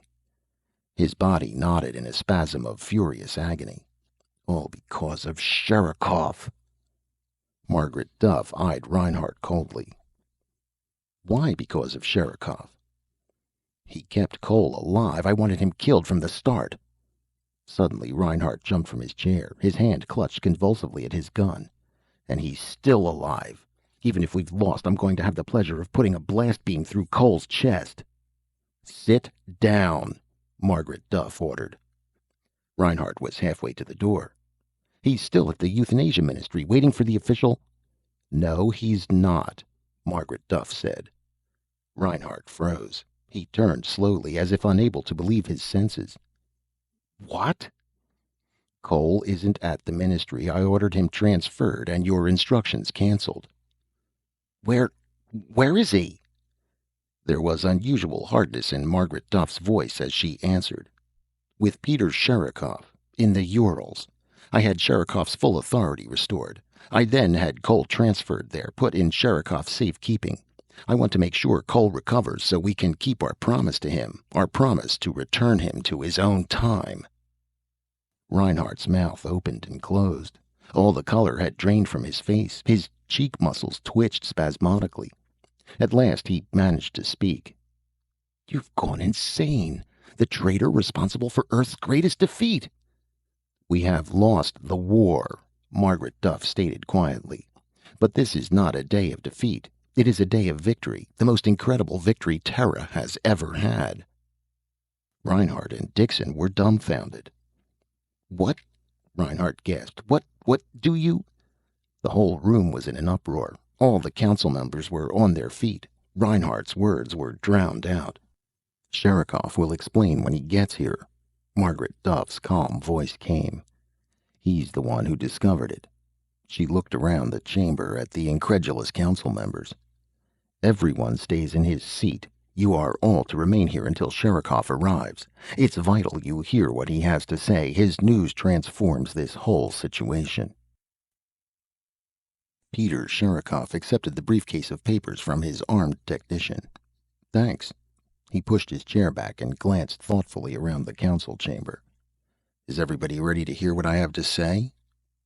"We're ready," Margaret Duff answered. The council members sat alertly around the table. At the far end, Reinhardt and Dixon watched uneasily as the big Pole removed papers from his briefcase and carefully examined them. "To begin, I recall to you the original work behind the FTL bomb. Jameson Hedge was the first human to propel an object at a speed greater than light. As you know, that object diminished in length and gained in mass as it moved toward the light speed. When it reached that speed, it vanished. It ceased to exist in our terms. Having no length, it could not occupy space. It rose to a different order of existence. When Hedge tried to bring the object back, an explosion occurred. Hedge was killed and all his equipment was destroyed. The force of the blast was beyond calculation. Hedge had placed his observation ship many millions of miles away. It was not far enough, however. Originally, he had hoped his drive might be used for space travel, but after his death, the principle was abandoned. That is, until Icarus. I saw the possibilities of a bomb, an incredibly powerful bomb, to destroy Centaurus and all the Empire's forces. The reappearance of Icarus would mean the annihilation of their system. As Hedge had shown, the object would re-enter space already occupied by matter, and the cataclysm would be beyond belief. "But Icarus never came back," Reinhardt cried. "Cole altered the wiring so the bomb kept on going. It's probably still going." "Wrong," Sherikov boomed. "The bomb did reappear, but it didn't explode." Reinhardt reacted violently. "You mean—" "The bomb came back, dropping below the FTL speed as soon as it entered the star Proxima, but it did not explode. There was no cataclysm. It reappeared and was absorbed by the sun, turned into gas at once." "Why didn't it explode?" Dixon demanded. "Because Thomas Cole solved Hedge's problem. He found a way to bring the FTL object back into this universe without collision, without an explosion. The variable man found what Hedge was after." The whole council was on its feet. A growing murmur filled the chamber, a rising pandemonium breaking out on all sides. "I don't believe it," Reinhardt gasped. It isn't possible. If Cole solved Hedge's problem, that would mean—" He broke off, staggered. "Faster-than-light drive can now be used for space travel," Sherikov continued, waving the noise down. "As Hedge intended. My men have studied the photographs of the control turret. They don't know how or why yet, but we have complete records of the turret. We can duplicate the wiring as soon as the laboratories have been repaired." Comprehension was gradually beginning to settle over the room. "Then it'll be possible to build FTL ships," Margaret Duff murmured, dazed. "And if we can do that—" "When I showed him the control turret, Cole understood its purpose. Not my purpose, but the original purpose Hedge had been working toward. Cole realized Icarus was actually an incomplete spaceship, not a bomb at all. He saw what Hedge had seen, an FTL space drive. He set out to make Icarus work." "We can go beyond Centaurus," Dixon muttered, his lips twisted. "Then the war was trivial. We can leave the Empire completely behind. We can go beyond the galaxy." "The whole universe is open to us," Sherikov agreed. "Instead of taking over an antiquated empire, we have the entire cosmos to map and explore. God's total creation." Margaret Duff got to her feet and moved slowly toward the great stellar maps that towered above them at the far end of the chamber. She stood for a long time, gazing up at the myriad suns, the legions of systems, awed by what she saw. "Do you suppose he realized all this?" she asked suddenly. "What we can see here on these maps?" "Thomas Cole is a strange person," Sherikov said, half to himself. "Apparently he has a kind of intuition about machines, the way things are supposed to work. An intuition more in his hands than in his head. A kind of genius, such as a painter or pianist has. Not a scientist. He has no verbal knowledge about things, no semantic references. He deals with the things themselves, directly. I doubt very much if Thomas Cole understood what would come about. He looked into the globe, the control turret. He saw unfinished wiring and relays. He saw a job half done, an incomplete machine." "Something to be fixed," Margaret Duff put in. "Something to be fixed. Like an artist, he saw his work ahead of him. He was interested in only one thing, turning out the best job he could with the skill he possessed. For us, that skill has opened up a whole universe, endless galaxies and systems to explore, worlds without end, unlimited, untouched worlds." Reinhardt got unsteadily to his feet. We better get to work, start organizing construction teams, exploration crews. We'll have to reconvert from war production to ship designing, begin the manufacture of mining and scientific instruments for survey work. That's right, Margaret Duff said. She looked reflectively up at him. But you're not going to have anything to do with it. Reinhardt saw the expression on her face. His hand flew to his gun, and he backed quickly toward the door. Dixon leaped up and joined him. Get back, Reinhardt shouted. Margaret Duff signaled, and a phalanx of government troops closed in around the two men.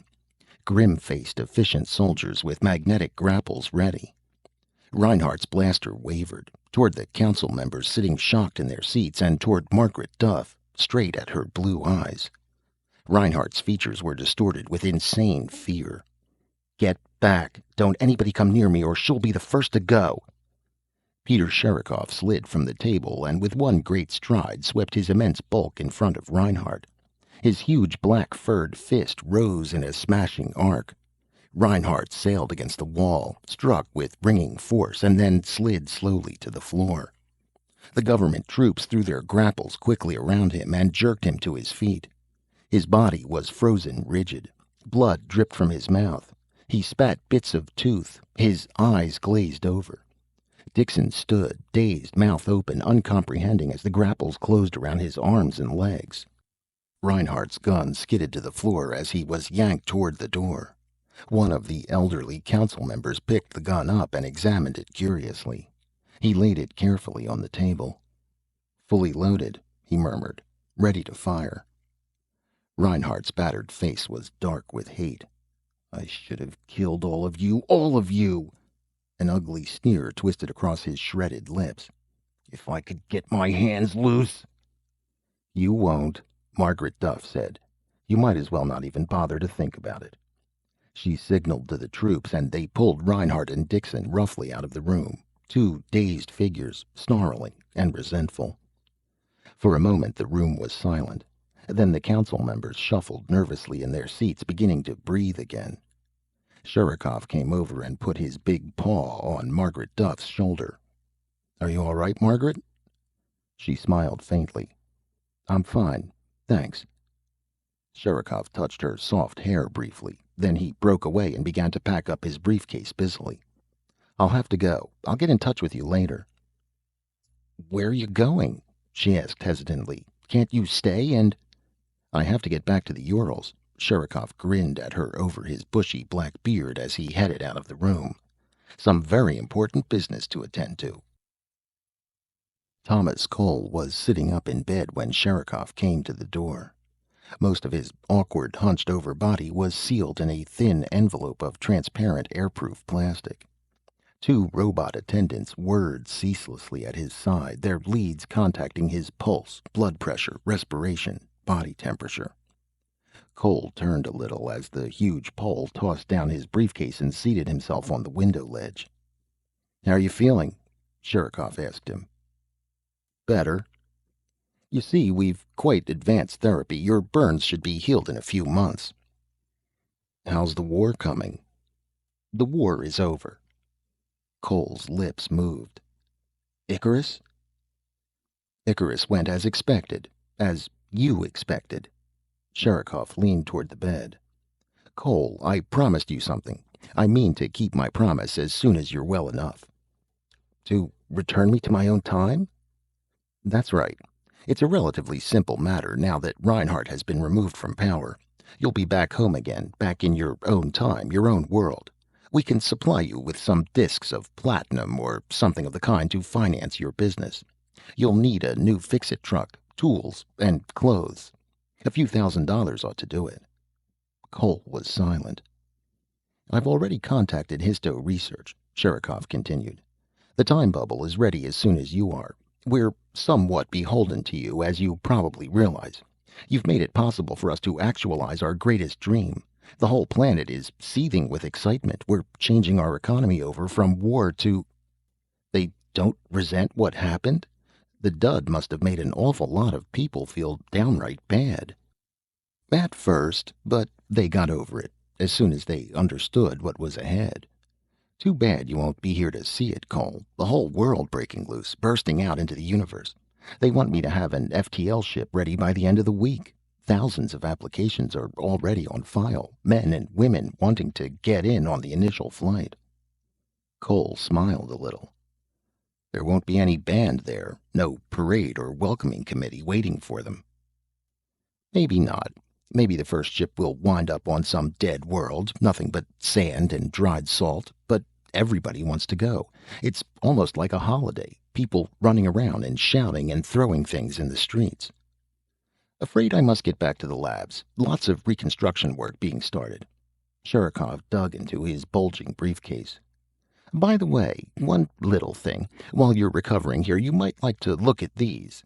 He tossed a handful of schematics on the bed. Cole picked them up slowly. What's this? Just a little thing I designed. Sherikov arose and lumbered toward the door. We're realigning our political structure to eliminate any reoccurrence of the Reinhardt affair. This will block any more one-man power grabs. He jabbed a thick finger at the schematics. It'll turn power over to all of us, not to just a limited number one person could dominate, the way Reinhardt dominated the council. This gimmick makes it possible for citizens to raise and decide issues directly. They won't have to wait for the council to verbalize a measure. Any citizen can transmit his will with one of these, make his needs register on a central control that automatically responds. When a large enough segment of the population wants a certain thing done, these little gadgets set up an active field that touches all the others. An issue won't have to go through a formal council. The citizens can express their will long before any bunch of gray-haired old men could get around to it. Sherikov broke off, frowning. Of course, he continued slowly, there is one little detail. What's that? I haven't been able to get a model to function. A few bugs. Such intricate work never was in my line. He paused at the door. Well, I hope I'll see you again before you go. Maybe if you feel well enough later on, we could get together for one last talk. Maybe have dinner together sometime, eh? But Thomas Cole wasn't listening. He was bent over the schematics, an intense frown on his weathered face. His long fingers moved restlessly over the schematics, tracing wiring and terminals. His lips moved as he calculated. Sherikov waited a moment. Then he stepped out into the hall and softly closed the door behind him. He whistled merrily as he strode off down the corridor.